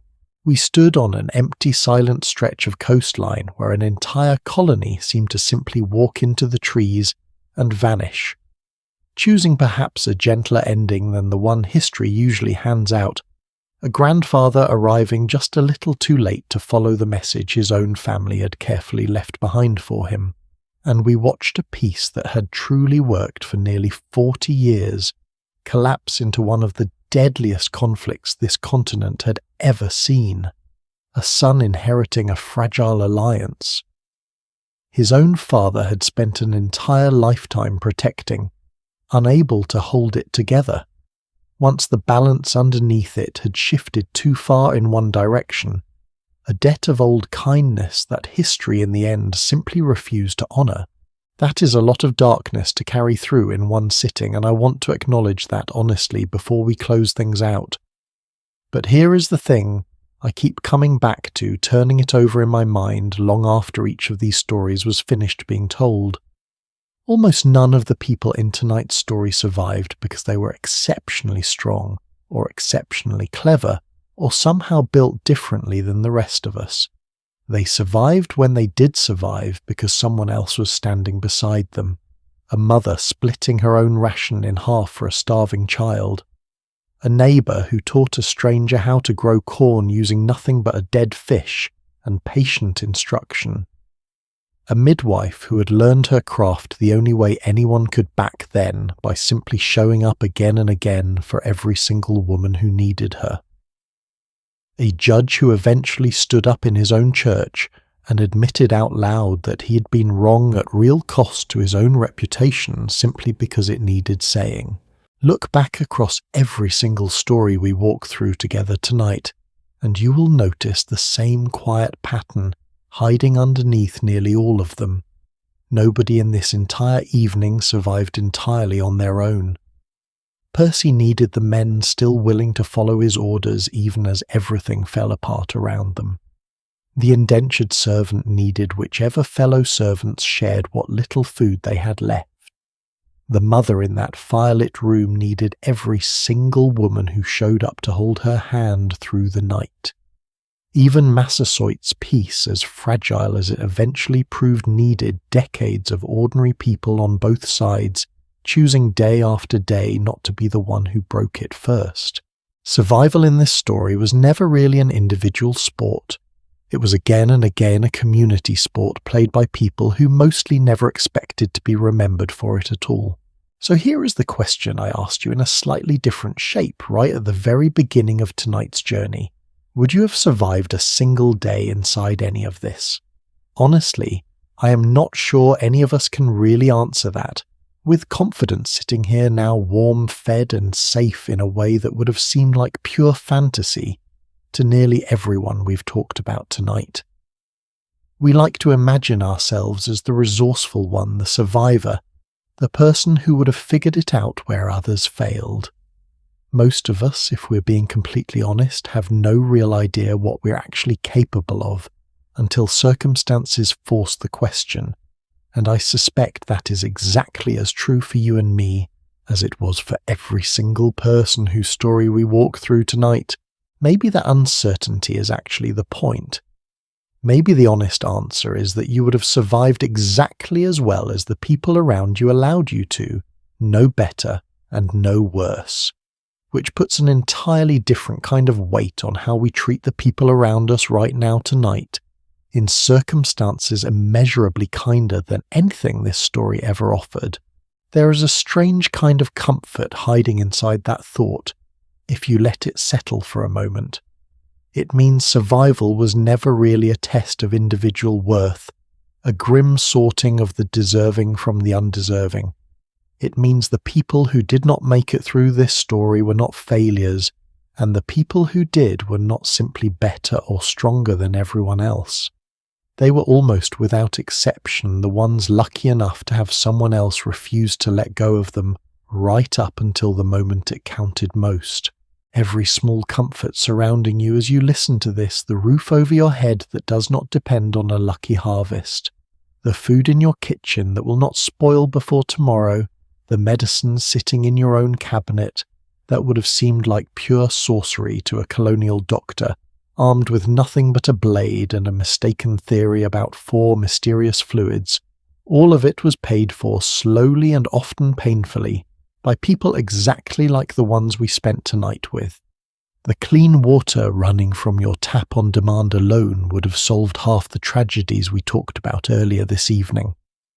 The simple fact that your own doctor understands what a mosquito actually does, something nobody in this entire story ever got the chance to learn, has quietly saved more lives than any single invention. in the whole of human history. They did not know they were building toward you specifically. They were simply trying to make it to the next morning, the next harvest, the next fragile little step forward. And somehow, across 4 centuries and more mistakes than any single video could ever properly count, it worked out well enough that you are here at all listening to their story from the comfort of your own bed safe, in ways that would have struck every single person we met tonight as something bordering on a miracle. I want to say thank you sincerely for spending this much time with me tonight, walking through all of it together, rather than skipping to whichever part sounded the most dramatic in a thumbnail somewhere.